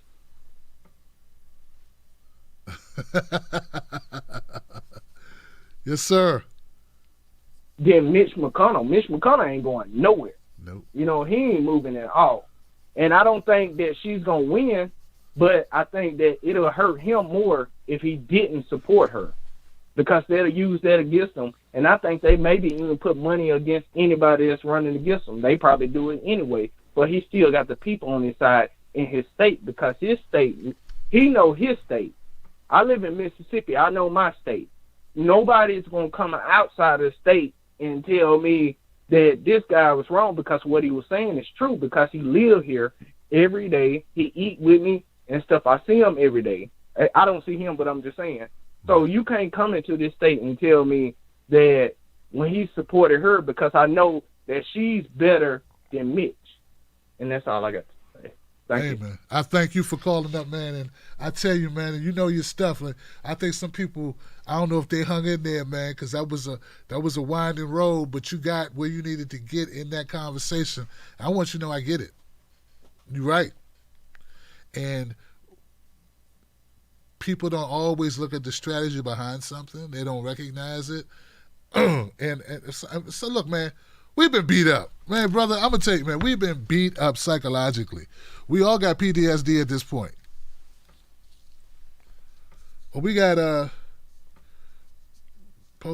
democratic traumatic stress disorder, DTSD. That's what we got, man. Or we got corrupt Democrat. You know, like we're all, you know, so I get why people are frustrated. I understand it.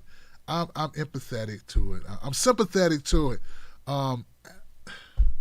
But let's temper it. It's just the turn on the dime. They gave AOC a while before they decided to barbecue her. He lost and they still barbecued him. He gave up his seat to do this. People told him not to do it. He did it, and y'all roast his ass. Goodness gracious, man. They closed 95% of the polling stations, and he's the one you're going after? Him? He was out there with that little mask on in the middle of a pandemic campaigning. And y'all said he a sellout.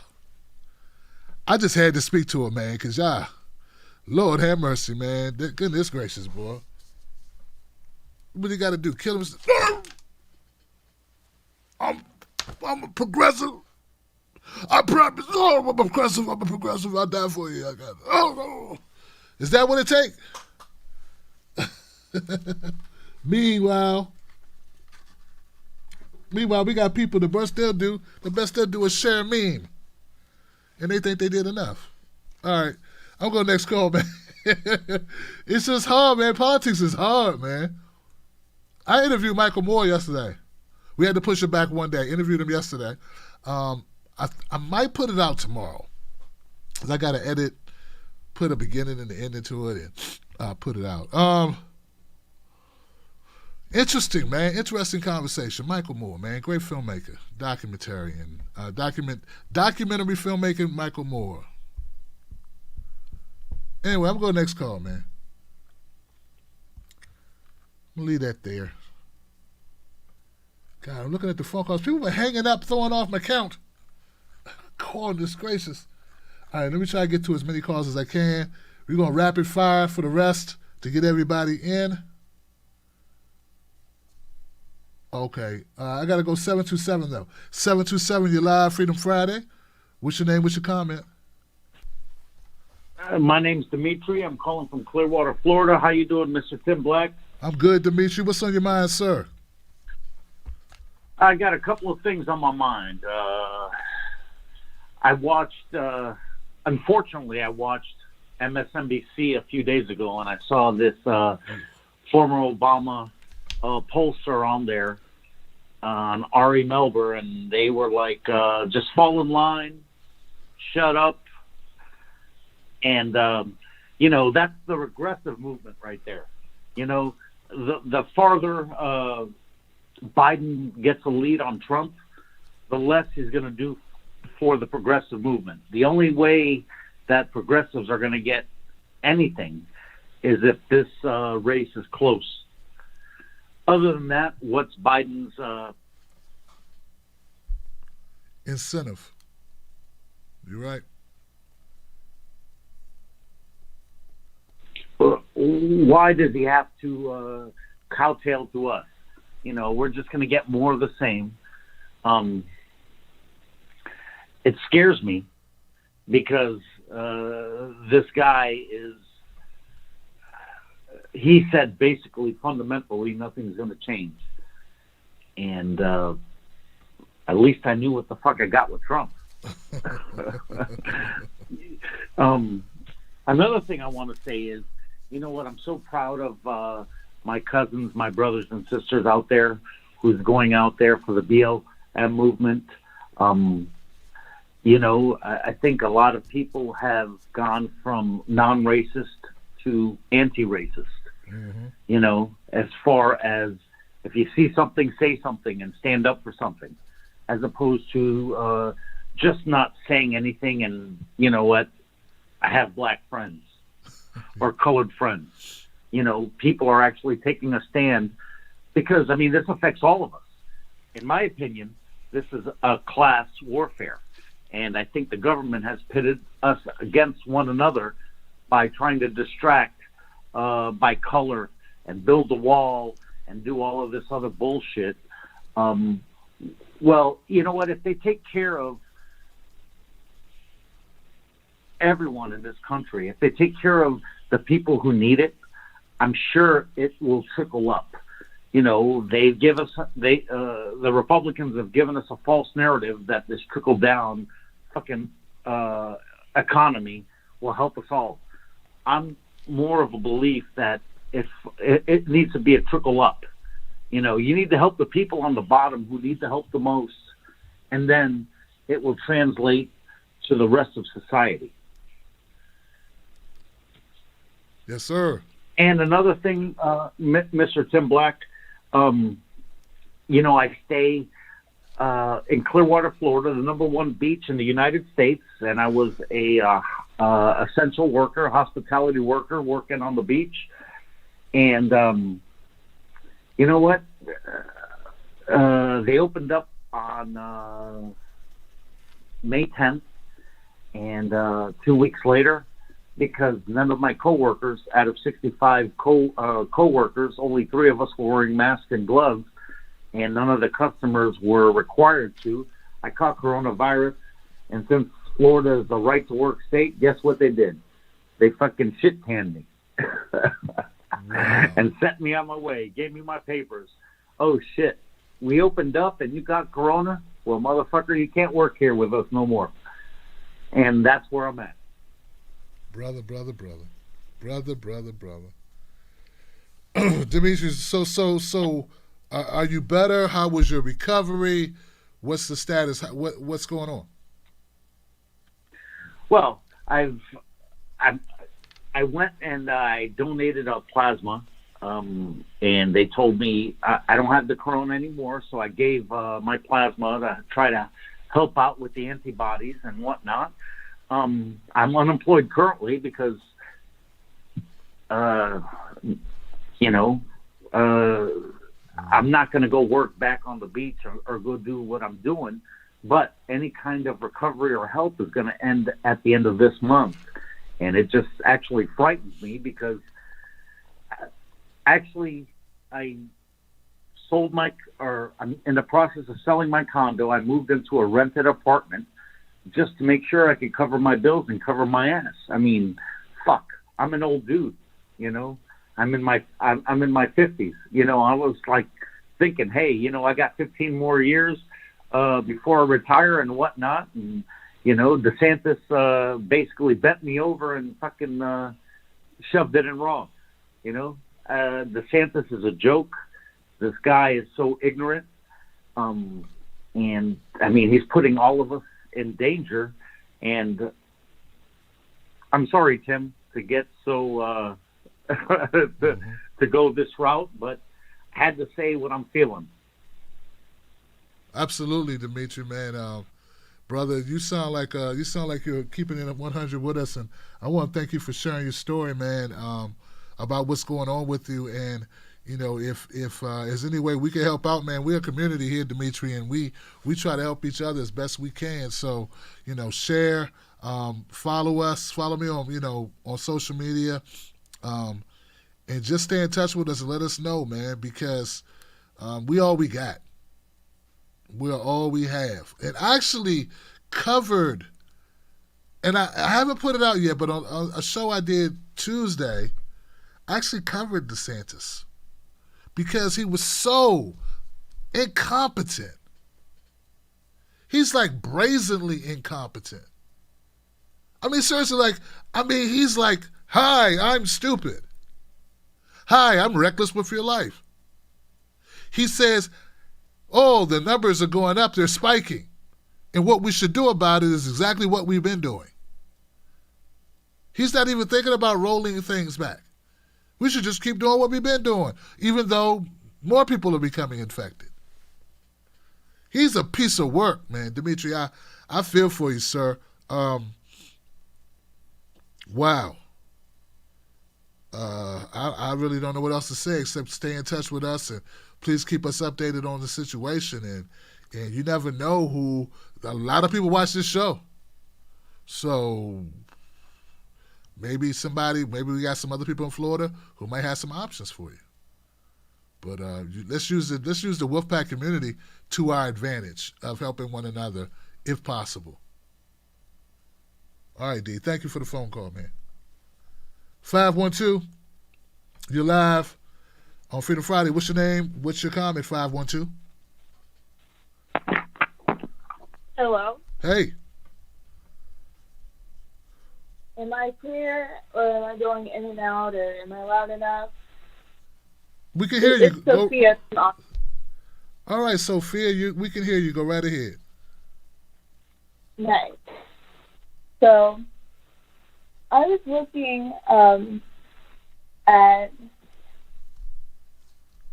don't know how I should say this, but because I'm not a doctor, I don't want to diagnose anybody with anything, but the way Biden acts, like both of my parents, and that's the thing, my parents aren't going to, you know, they're not some sort of quote Bernie bro, and they see it in him. And do you remember that that man, he had lost his brother to coronavirus? He was from New York, and he was like crying and you know, saying that his brother was like Biden, and no one's going to be joking whenever, you know, when it comes to that kind of thing. And it's just, you know, it's like medical malpractice to have him out there. And, you know, I'm kind of being serious. I mean, he's really old, and, I mean, in his little commercial on YouTube, he's not even completely coherent. And this, I mean, because I think Jill must have power of attorney, because I doubt his family wants all their dirt dug up, which, I don't know, I kind of hope Biden will get pulled out of there before anything happens like that. I mean, with this Latin America and, you know, Palestine thing, these are like crimes against humanity.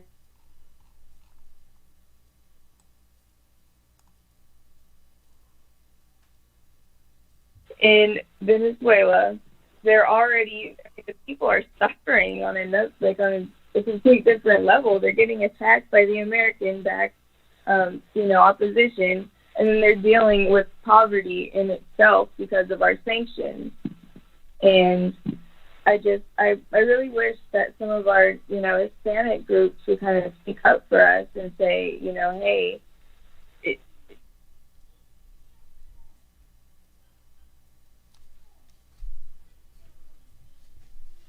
comes to him, it's like, you know, it's just, that's way too much. We don't allow that. Like anybody else, we would hold them to a complete different standard.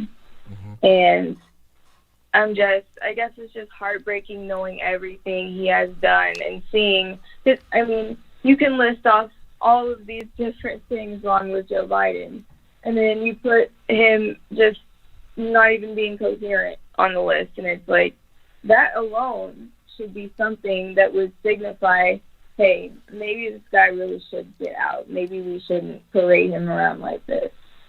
But I was going to say something else too, but I forgot. But I'll call in on Tuesday. I wanted to give updates on the Vanessa Guillen case after more information that came out. I don't know if you heard about the Fort Hood soldier. He's 20 years old who was killed. She was kidnapped and chopped up and burned. Pretty horrible.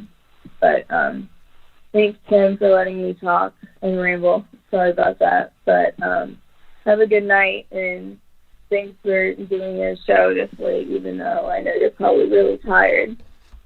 Thank you, Sophia, for the phone call. And I did send out a tweet about Vanessa. Okay, so I have not, just to mental health issues of, and I'm not even joking, guys, just having like bandwidth for all of the horrible, despicable, disgusting, saddening, heartbreaking, horrific shit that we have to cover. Okay?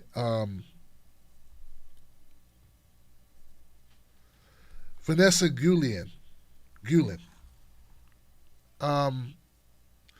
What I know about this is a young woman who was in the, I think it's the Army, I'm not sure.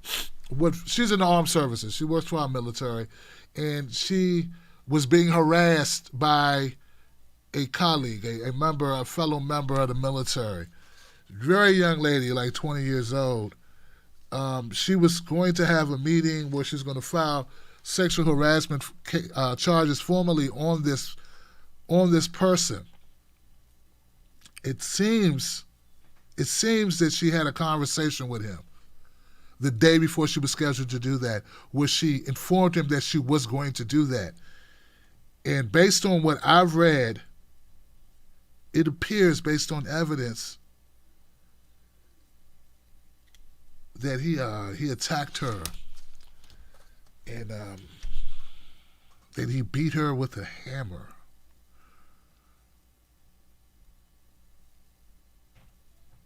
He killed her. Sophia's correct in what if I'm dismembered her, hid her remains. Her remains were discovered. They questioned a suspect in the case. He fled. He tried to flee, pulled out a gun, and killed himself. So there can be no real justice regarding the actual person that committed the act. But the problem is, the justice is that this young woman, I don't know if she reported this, to whom she reported it to. I think they're saying that she didn't report it to them officially. And it's just, look, I'm like I said, I looked at it, I just saw it, I said, you know what? It's just so horrific story. We need justice for this family. We need justice for this family. The investigation about what was told, who was told, why wasn't there quicker action, why wasn't she kept safe working for our military. And look, we just covered, a couple years ago I was covering stories about rape on our military bases, that our soldiers, our female soldiers were being raped. This is not a new phenomena in our military, and there's been investigations to that point. And I just tweeted out that we need justice for this sister and for her. You know, if you watch the speaking, the press conference that her sister gave, Vanessa's sister gave, it's just so heart-wrenching, man. Where she says, you know, this is my sister, and then she talks about the testimony she gives about her mother and the family being destroyed. It's just terrific, guys. So Sophia, I know of the story. I just haven't had the bandwidth so far, but I wanted to show my solidarity with the family and with those people. You know, I stand with all victims. I stand with all victims at all times. I do my best not to be in a silo. What I get is I get these people who think just because I talk about black issues that I don't talk about any other issues. And I don't have to prove myself, you know. I had some jackass, you know, say something like that on Facebook. It really pissed me off because he's like, well, name a white person. There was Dylan. I could have sworn Dylan. I remember Dylan. I forget his first name. Dylan, a white kid who was shot, I think in front of like a 7-Eleven. He had a Walkman on or something. They shot him. Then there was, of course, the brother Kelly Thomas, who they killed. They beat him to death. I covered that. Andy Lopez, I don't know if you count his Latino brother, light-skinned Latino brother. Little kid, man, they shot him, man. He had a toy gun. They blew his brains out. I covered that story. There was a young brother, I forget his name, it was a young white kid. They were looking for his dad. He was in a house, and it was like 1 o'clock in the morning, and the cops knocking on the door, but knocking on the door.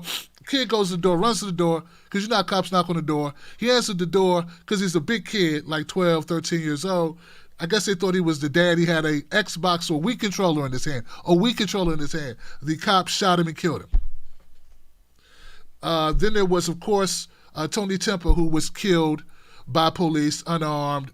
They suffocated him very much like George Floyd. That's 5 right there.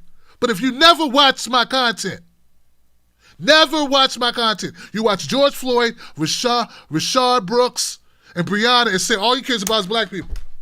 But you don't even look. I did a story of a white guy, I forget his name, who they killed him on his deck. They went to the wrong house in the middle of the night with a no-knock warrant. They killed the man on the deck of his own fucking house. He was a carpenter. He built that deck with his hands. He died on that deck because they came looking for the wrong guy, and he defended his home, in his own home, and they had the wrong address. What about the kid? The kid in the hotel who was playing with a gun in the hotel room. It wasn't a real gun, like a BB gun. Someone saw it on the street. They went up to the hotel. He's drunk. They tell him to crawl to him. You remember this story? He's crawling, his pants are falling down. He reaches for his pants. 5 cops, all with their guns out. He's by himself in a hotel, crawling and crying, please don't kill me. They shoot him, they blow his brains out. I covered all these stories, guys, but I got these bigots and these assholes who don't watch anything I do, who just think because they see a black person covering a black issue. So it's only fair. It's only people that can cover black issues are white people. That's it. Like the Young Turks. That's why don't compare me to them. They're the only ones you let cover these issues. You won't let a black man cover black issues. You don't feel comfortable with that.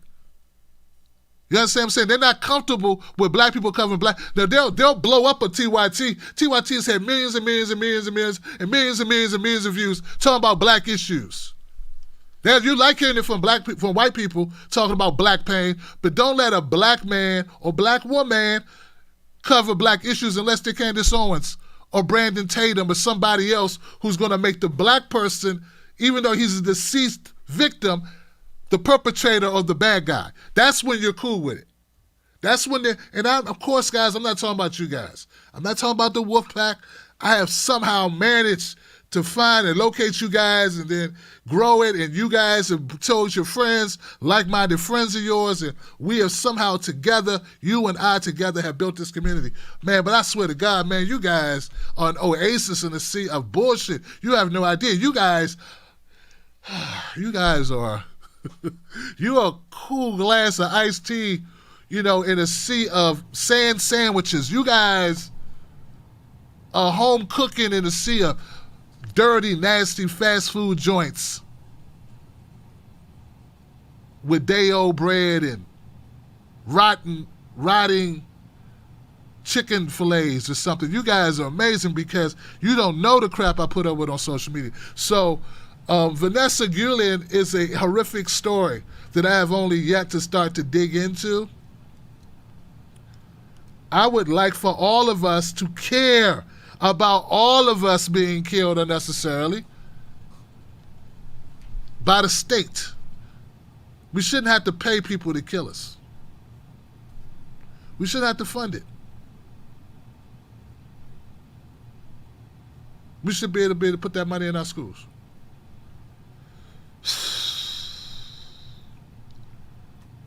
You know, and also still be able to cover Chicago and to cover any issue concerning any group of people at the same damn time. I think I did an immaculate video on Chicago, from the rooter to the tutor, from the hood to the holler, man. I did that, and it got, 4,000 views? So we need to get a better way of disseminating information. But I'm going to go next call. I don't mean to get too heavy, but just that Vanessa story, Miss Gillian, that is a horrific story. There's so many stories like that. We really don't have we could fill, and it's a library with stories that should have never happened, man. What about the police officer that raped like 20 black women? Holtzclaw. 20. And finally, luckily or unluckily, she tried it with a black woman who had a good job. Because, see, sex workers don't count. Sex workers report getting raped. No one paid attention. It took a black woman who had a government job coming home, and he tried his hand with her, and when she complained, they listened because she was a GS-13 or something. And could dismiss her as a drug addict or a sex worker that they could just ignore. So I'm going to go to the next call. Just know we cover it all here, man. And we just want justice. That's all. We hate injustice. And we don't back down either. Not even to the Curtises or the rest of these scumbags. We don't back down. 213, I want to thank you for your patience. You're live on Freedom Friday. What's your name? What's your comment? Hey, Tim. Hey. Hey, this is David. David over in California. How are you? I'm good. How are you guys? Wolfpack. What's up, David? How you feeling? What's on your mind? This is my therapy. I really, really appreciate everything you do. You don't get enough respect, and you're right. It is a community. It really is. But I wanted to say that last time you gave me a shout out on the Super Chat for me running as a delegate in California, and I didn't make the vote, and I tried as an at-large, but I think they didn't pick me because I was wearing my No Joe pin. Oh, David M. Yeah, You know? Yeah, man. Bastards. But, I wear it proudly. And, I also wear the sprinkle the facts on them. And I believe those are really words of wisdom because, on social media or when you're around people, just, lay out the facts and then back off. Don't go down the tunnel of back and forth because chances are you won't agree. And that's okay. That's how we get along. We just put it out, put your position, and then just move on to another topic. Wow. But what I wanted to say actually was my thoughts on the 911 operators. I wish we could reform that completely because you hear these 911 calls and they're asking people, well, is the suspect, black or Mexican or white?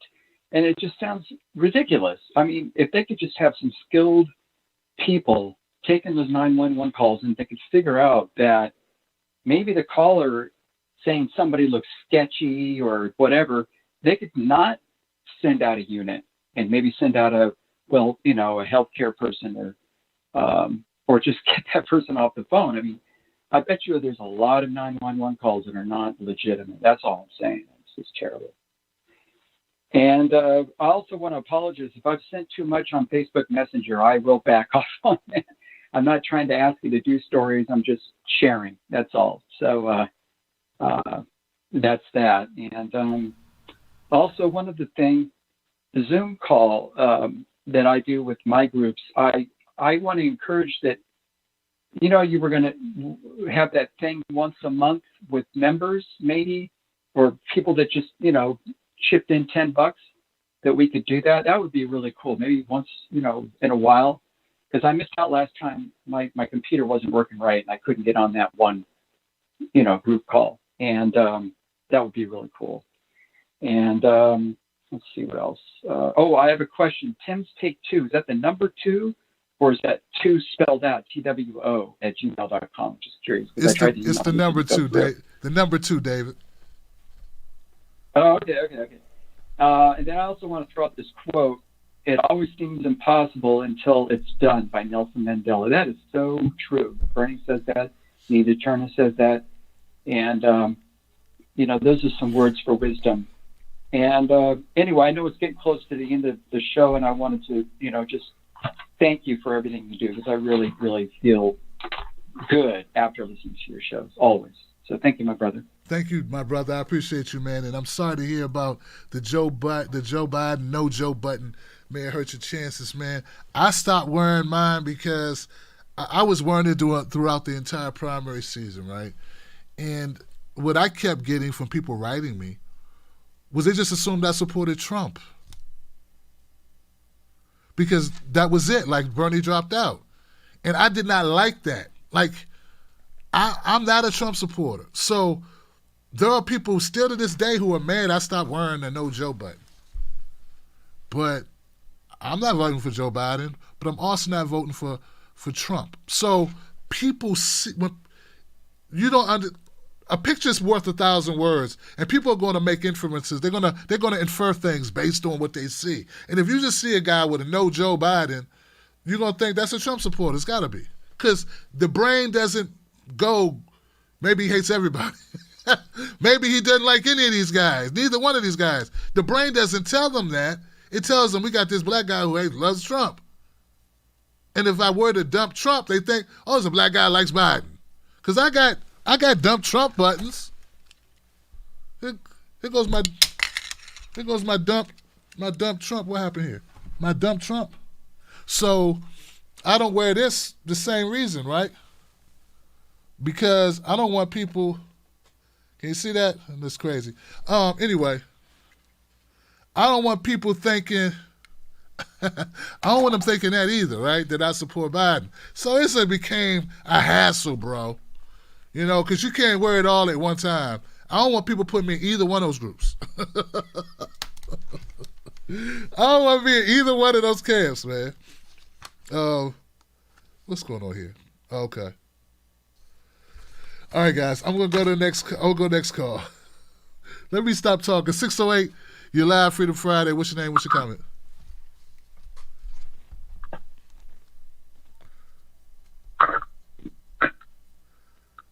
.608. I hear you.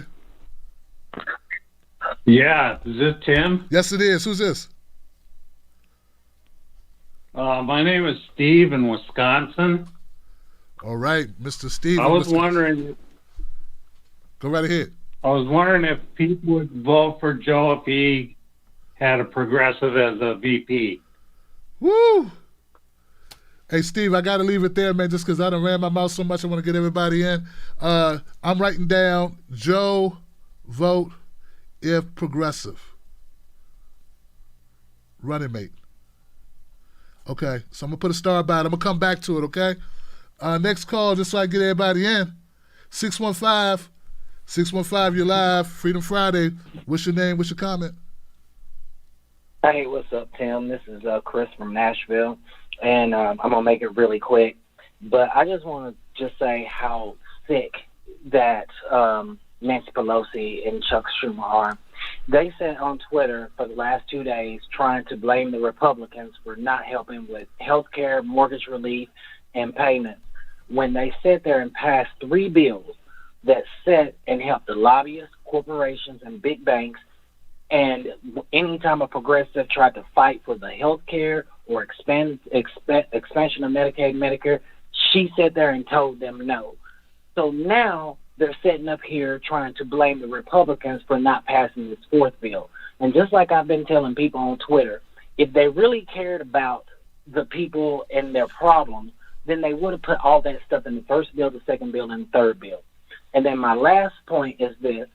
What I think that we need to do, since the media always tends to ignore the progressives like they did in the Booker in the Booker campaign, we need to make sure that we are tweeting out candidates that are progressive, because there is a lot of awesome black women that are running for office. and they are completely getting ignored because they don't have a D in front of their name. And we need to make sure that we're doing what we can on social media to make sure we're putting them out there, because the media is going to ignore them unless it's like you said earlier, unless it's like in a tight race. Then they want to come in at the last minute. Progressives also need to start doing their endorsements a lot earlier. So I'm going to leave it there. Man, have a great weekend. Please be safe. And, man, just make sure you do some self-care, Tim. Please make sure you do some self-care, because this stuff is stressful, it's heavy, and you got to make sure that you take care of yourself, not only for your family, but make so you can keep bringing us the message, man, at the end of the day. So please take care of yourself, man. Do some self-care, unplug this weekend, and just unplug, man, and take care of yourself, all right? Hey, thank you, Chris, man, for caring, man. I appreciate that, brother.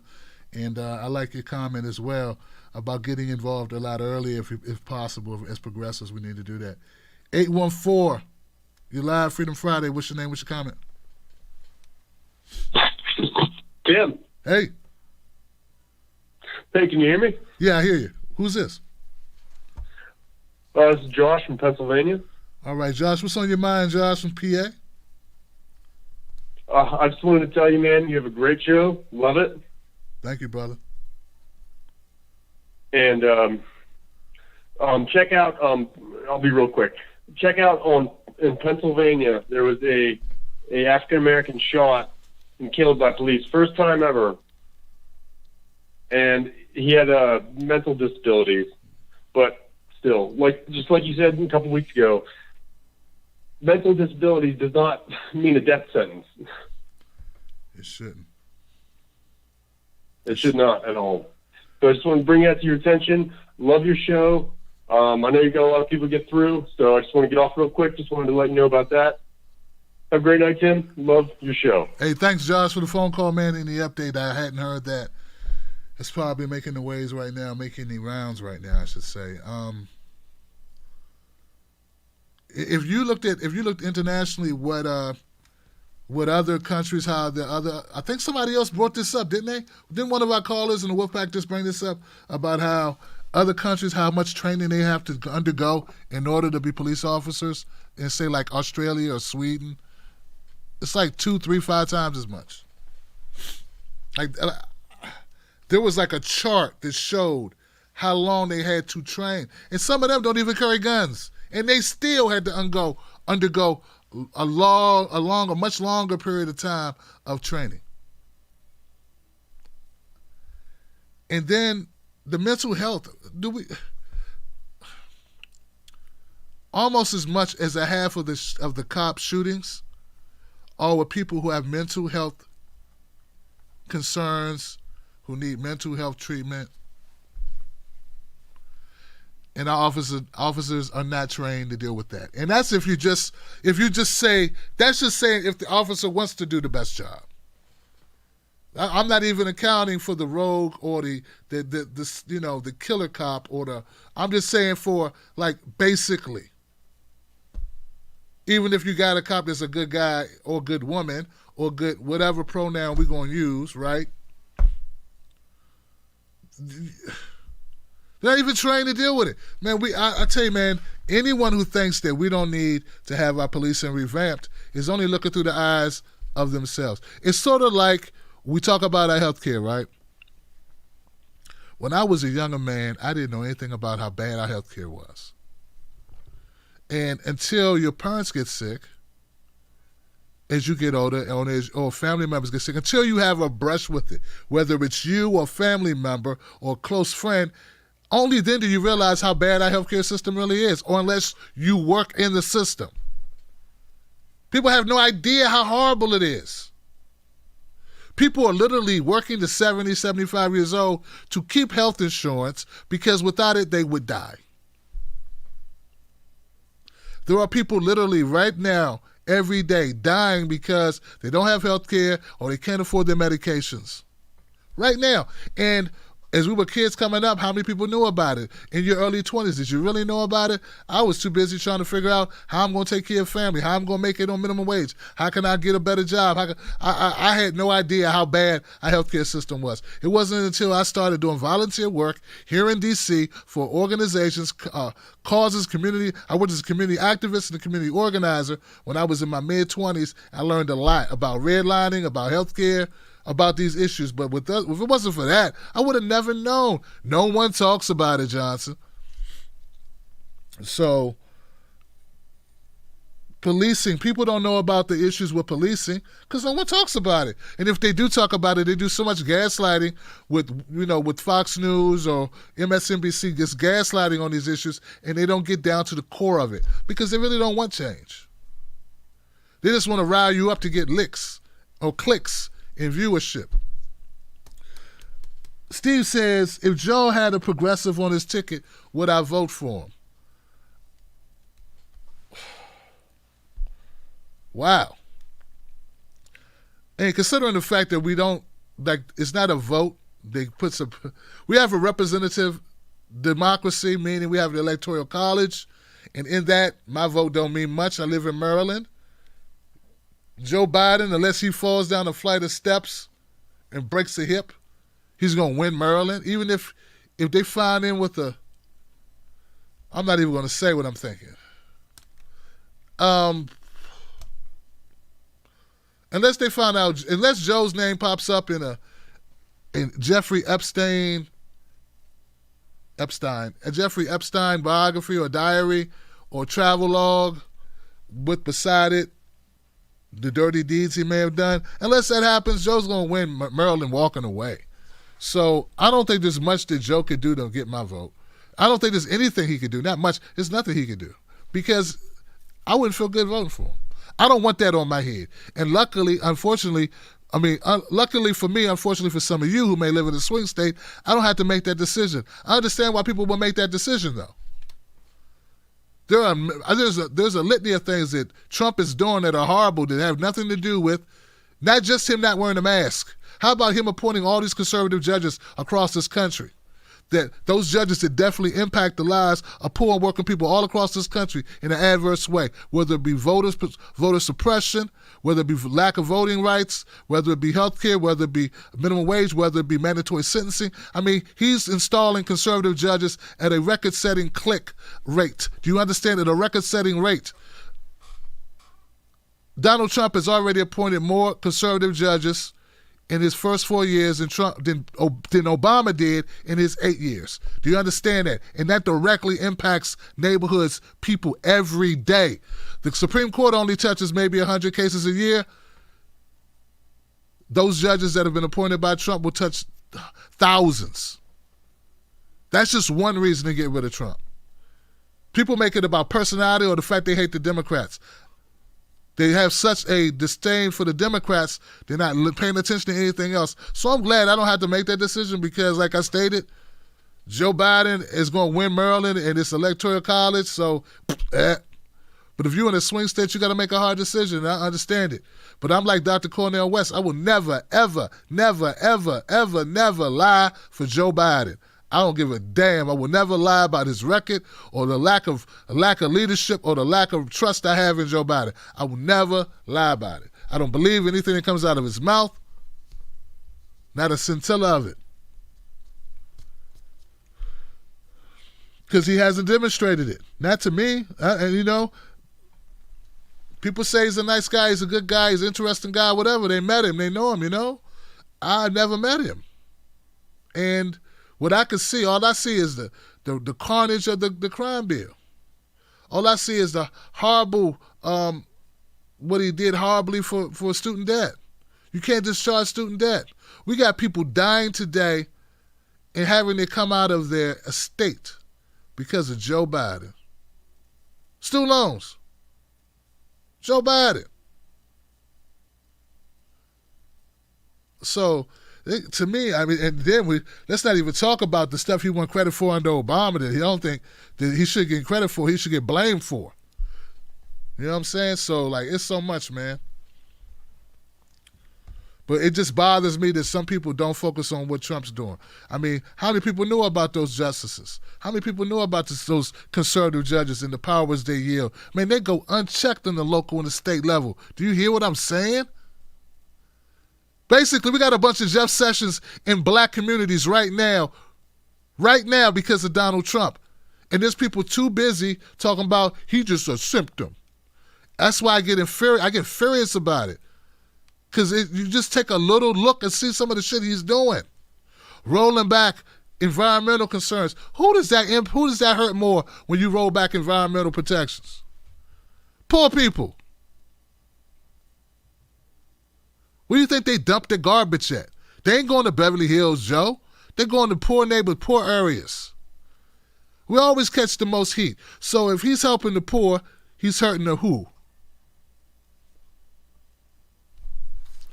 Expanding consent decree. Anyway, guys, I love you. I do. I appreciate you. I respect it, man. We have to just do a better job. And you know what? And I try not to get too angry with my people because, see, I know this. I know that there are things I know now I didn't know a year ago, and things I know a year ago I didn't have any idea about 5 years earlier. And we all are learning. I'm still learning, too. I learned from you guys. We all hopefully learn from each other. Don't get it twisted. And I also realize that there is a machine. There's a machine working to mislead us. And it has millions and millions, if not billions of dollars behind it. You understand what I'm saying? There's a machine, a propaganda machine, that's paid to distract us. It's paid to, worse than distract us, worse, they're paid to misinform us. Okay? So that machine is part of the problem, man. There are things people would care about if they knew about them. If they care, they would care about it if they knew about them. They'd be right, man. This would be a different country. Some of them good old boys that you be pissed off about in them streets, or you be pissed off who went up to the city houses or the circuit courts or whatever, complaining about the mask or complaining about not being able to go fishing or whatever. And don't get me wrong, I like fishing. Fishing's a good way to get your head right. My cousin introduced me to it. What's up, Sean? But if they really knew what's going on, they'd be out in the streets too. They just don't know. It's all about who you watch. Right? Why you think I don't think anything's a mistake. And I think things are done. Right? So, anyway, I don't want to keep talking, guys. Let's just say, guys, Wolfpack, ladies, gentlemen, Tim Black's Wolfpack Johnsons, we got our work cut out for us. That's all. I really believe in the power of people power. And I just think people are just not informed. There's a lot of people not informed. That's it. And people are becoming informed. People will... So let's just keep informing people. Let's keep growing, Wolfpack. Let's keep growing. I promise to do a better job of helping spread that word. I promise to put everything into this to expand it. And part of that's going to be me hiring people to do certain things because it ain't enough, man. It's not enough, man. Someone said, my brother say, it's impossible until it's done. Nelson Mandela quote, man, I was talking to Michael Moore and I was like, I'm talking to Michael Moore. I was talking to Cornel West, I'm like, I'm talking to Cornel West. I was talking to Killer Mike, I'm talking to Killer Mike. I'm talking to, Senator Nina Turner. I'm talking to Ben Cohen of Ben and Jerry's. I'm talking to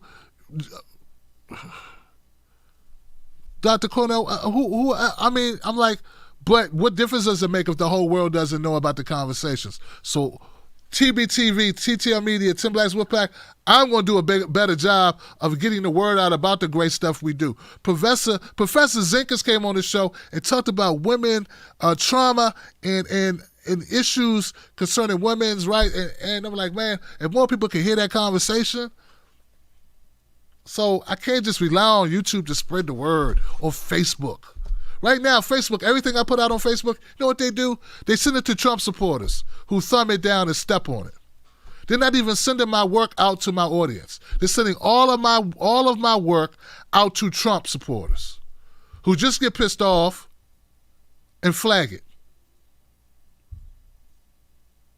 So I wrote to my supporters on Facebook, all my supporters, and I told them, I said, guys, I'm sorry that you're seeing this in the comment section. You're being overwhelmed with trolls because Facebook has decided that this is a conservative show. For some way, I don't know why they think I have a conservative show. This show is not conservative, and they're sending it only to conservatives who don't follow me on Facebook, who I don't follow, who aren't friends with me on Facebook, but that's who they're sending my show to.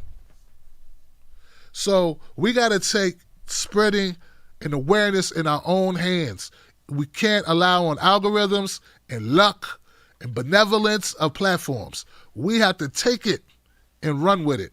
So if I got Reverend Barber on the show, what great is, and he said some great, and he did. Fundamental, some challenging the status quo, talking about poor people. How many people saw that? So we have to do the work. I have to do the work to get the word out. Because if they don't know it happened, it didn't happen. You know what I'm saying? Then Nina Turner came on here and spoke truth to fire, truth to power. But if no one knows about it, did it happen? Dr. Cornel West came on the show and lit this mic up.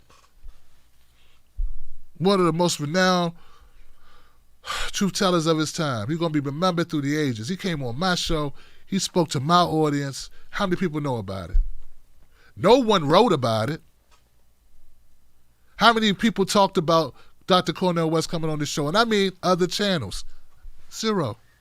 The same amount who talked about Reverend Barber coming on my show. 0. The same amount who talked about Marianne Williamson coming on my show. 0.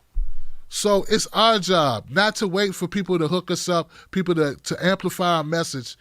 I have to make that a core priority of this show, is to amplify you. That's why from time to time I put your voices out.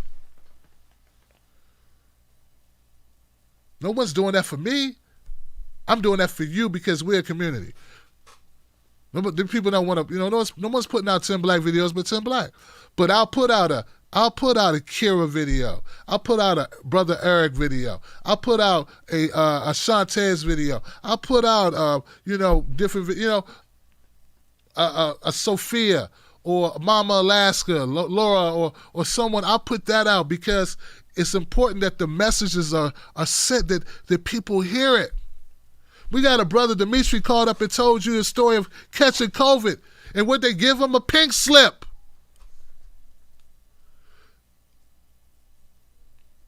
And who's talking about that?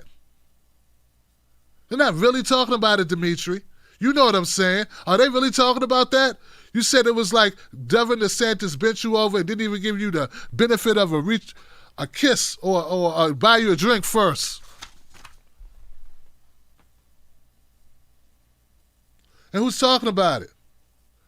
Only time they love to put us on is when they're making us look stupid or ignorant. They don't want the truth. They don't want you telling that truth, Dimitri. Yeah, you were so essential until you wasn't essential no more and they got rid of your ass. That's the truth of the matter. And if you're telling that story, just imagine all the others who could tell it as well. All the others who've lived it and experienced it. That's what I always think. When I hear one person say something, that person represents I don't know how many other people, because I know it's so many other people who can have that same story. They just don't have the ability to know this show exists, to call this show and speak it. I'm glad I had the opportunity to get through all our calls tonight. That's always my primary objective of every call-in show, is to get all of you in to the best of my ability. I'm just glad we were able to do that tonight. I almost didn't do this show tonight. I've been tired. I've been working around the clock trying to build up this show, trying to learn, trying to grow, trying to pick up tips, and talking about the phones and research. I've been doing a lot, but I did it because even though it's technically 4th of July, hell, I celebrated Juneteenth this year. My wife and I and our grandkids and my son, we celebrated Juneteenth. So we already had our 4th of July. Hello? Hello, somebody. All right, so I'm going to super chat now. I'm going to read your comments. I want to thank everybody for tuning in tonight. You could have been anywhere in the world, but you were here with us tonight. And I respect it and I appreciate it. Serious, just because we love you, I love you back. Sheldon Hughes says, Tim, the world's most famous Friday night call-in show. Exactly, Johnson. That's what I titled it. It works, don't it? Sheldon says, Tim Truth Bombs, thank you. Roger Meadows, hey, Tim, Justice Roberts is a white supremacist, and Justice Thomas gave their 5-4 decision to restore Alabama's voter suppression law. Say what? Hey, Tim, Justice Roberts is a corporate stoolie of the highest order. Read Sorota's piece on his corporate background. I knew to view corporate, but damn. I knew he was corporate, but damn. Hold on 1 second, y'all.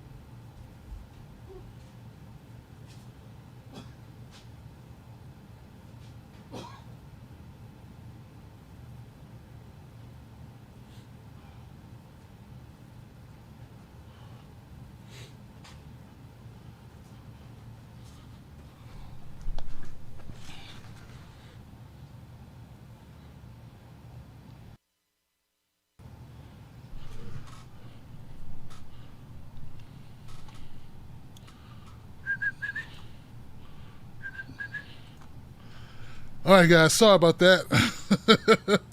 Could not be helped. I was reading super chats. All right, so I think I left off with Rogers. Justice Roberts, Roger Meadows says Justice Roberts is a corporate stoolie of the highest order. Read Sorota's piece on the corporate background. I knew he was corporate, but damn. Papa Joe White. Thank you, Papa Joe White. Michael Leprato. I got your back, Tim. I wish I can give more, but I'm broke as F. Well, it's all good, man. I love you for doing what you can do. That's all anybody could do is what we could do. Progressive Girl. Okay. Zachary. Thoughts on Anthony, Brian, Logan, and Brandon Totem, the MAGA versions of you? Nah, they're not. You should have a discussion with them, but would be thoughtful, love the show. No, it would not be. It would not be. Why are they... Zachary, I know you're probably not there now, but why are they versions of me? How are they versions of me? Because they black? Because we have the same skin color? They ain't the versions of me. Tatum is a former police officer. I don't know what do we have in common other than we share the same pigmentation. I don't get it, man. I hate those type of comparisons, man. Roger Meadows, Mitch is worse than Trump. Those mofos got to go. That mofo got to go. Love that saying. Let's get that slogan on and pop. Trump quoting MLK, Greg Allen's. Sign of the Times. Tim, my contribution to the square jar. Thank you, Sign of the Times. Moderating and coating it down. Thank you. And contributor. Anthony, Detroit Mayor, Uncle Cracker Mike Duggan has got to go. Goodness gracious. What the hell? I don't know, man. Mike Duggan. Jaboctimus Prime. Yeah. Curtis, get the... Thank you, Jaboctimus Prime, kicking Curtis out. Roger says, regarding Native Americans, America is a bully. Right. Roger Meadows says, Herman was 999. I know, man. Why did I say 30 for 30 for 30 in the video? I said that last show. And that's because I don't know why. I was thinking about Biden's 30, 30, 30. Remember he was on the debate. He was like, and everybody text 30, 30, 30. Something. I don't know why that came about. I don't know, man. Herman Cain was 999. Erica says, thank you for being you. Well, thank you, Erica. Thank you for being you. Roger, Mitch will be an open seat in 2026. Do you think Booker should wait, build up capital, and go for that seat again? Or for the Rand seat in 2022? I think he should do either or. So, yes. Yes to both of them.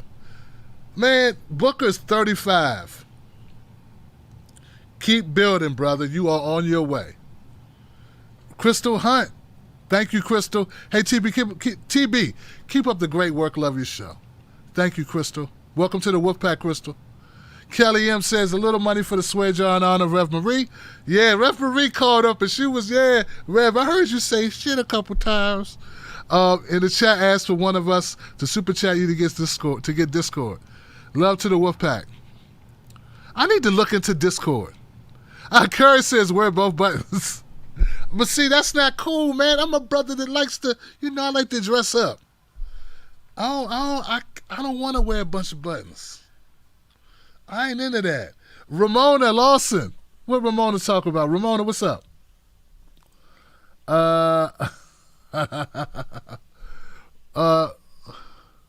What did Ramona say? So now I got to scroll all the way up to get Ramona's comment.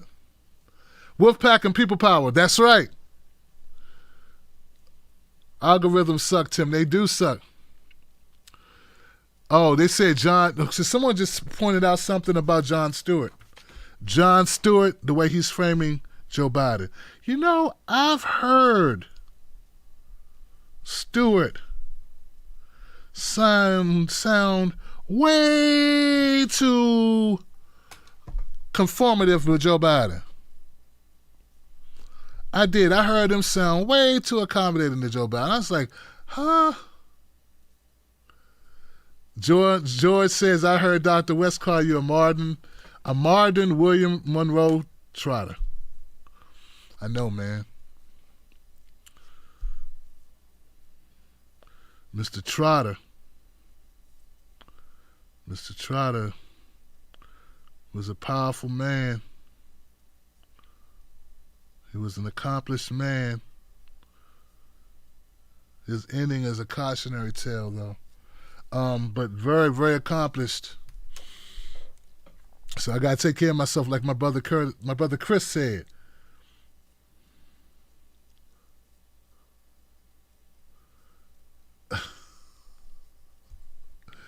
Oh man, yeah.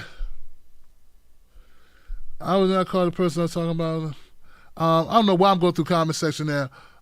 It was something I was looking for. Look, guys, I want to thank everybody on Facebook, everybody on the YouTubes, the Tim Black's Wolfpack, man. You guys have a safe weekend. Please don't nobody get hurt with no damn fireworks. If you do, we're going to be mad at you. Seriously, man. And be safe. You know people are going to be shooting their guns this weekend. They're going to be shooting their guns this weekend. But I want everybody to have a wonderful weekend, man.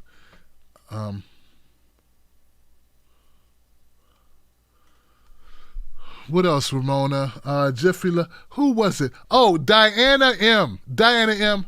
Why did I never look at your name, Diana, and see that it was Diana M? I'm up here like Deanna Mom, Deanna. So, it's, you know, people that put their middle initial or the first letter or their last name or whatever, it like I'm trying to figure out what it says. It's real basic. It's Diana M. What's up, Tatiana? What's up, Rafaela? What's up, Runner Dude 360?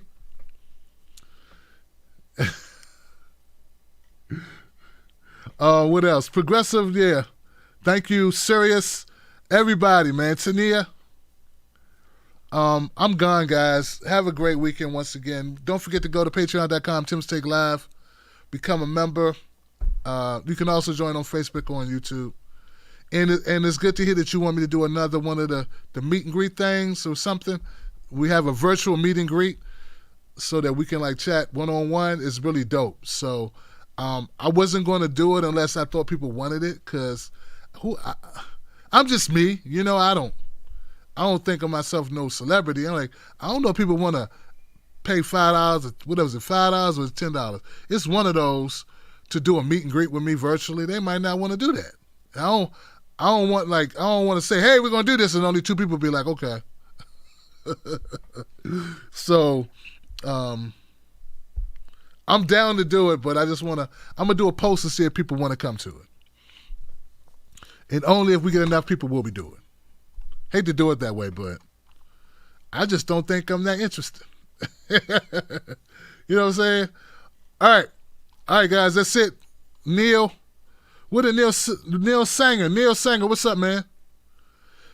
Johnson, Neil Sanger, he just gave $2 to the show. Thank you, Neil. I can't see your comment.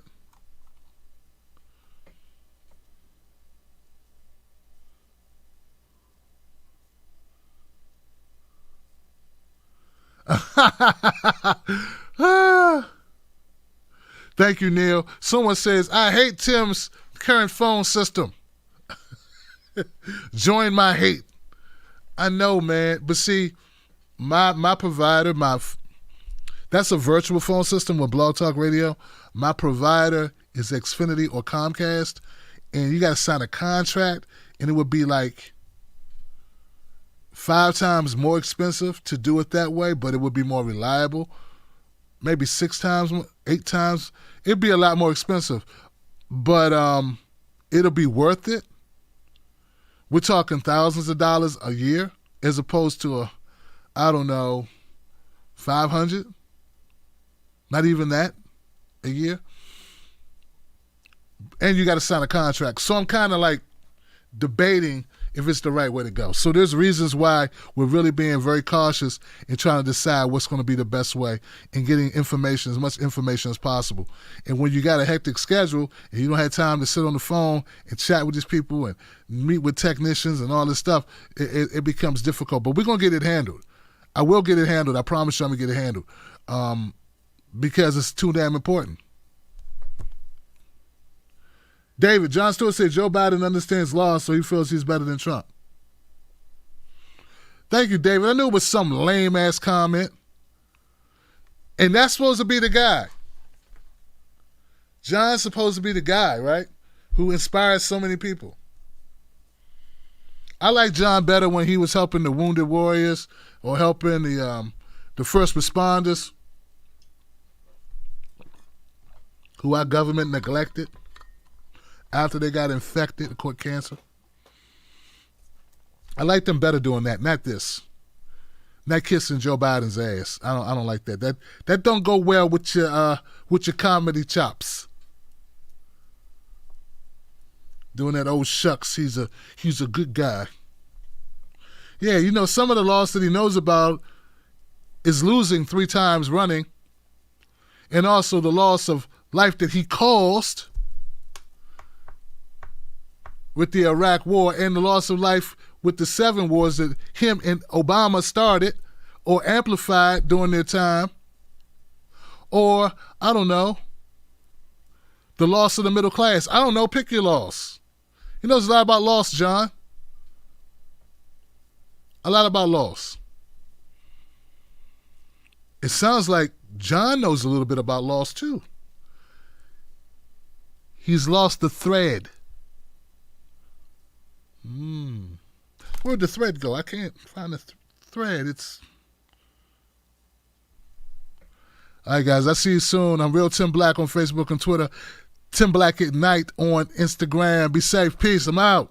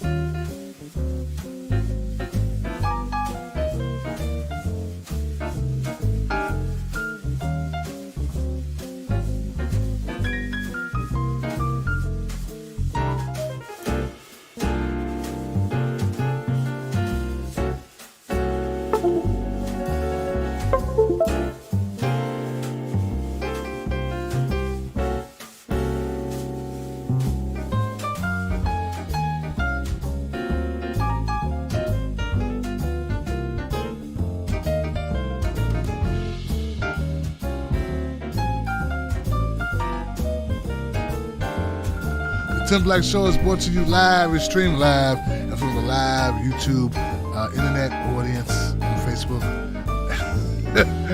Go to Tim's Take live on Patreon. Patreon.com, Tim's Take Live to become a member. It's also brought to you by you. So become a member, help fund the show. And I want to give a shout out to Jen Booth, Nicholas Estrada, Susan Gould,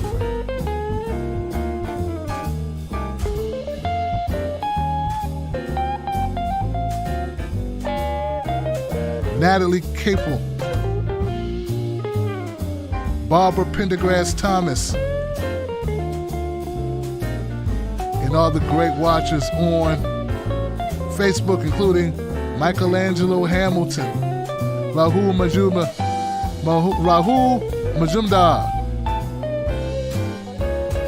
Rich Haber, Tammy Stroop, Diane Renward, Laura Ann Fitton, and all of the Tim Black Wolf Pack. Ben Vineyard, thank you. Daniel Criswell, Janice McKinley. I love you, Johnsons. Be safe. We out again.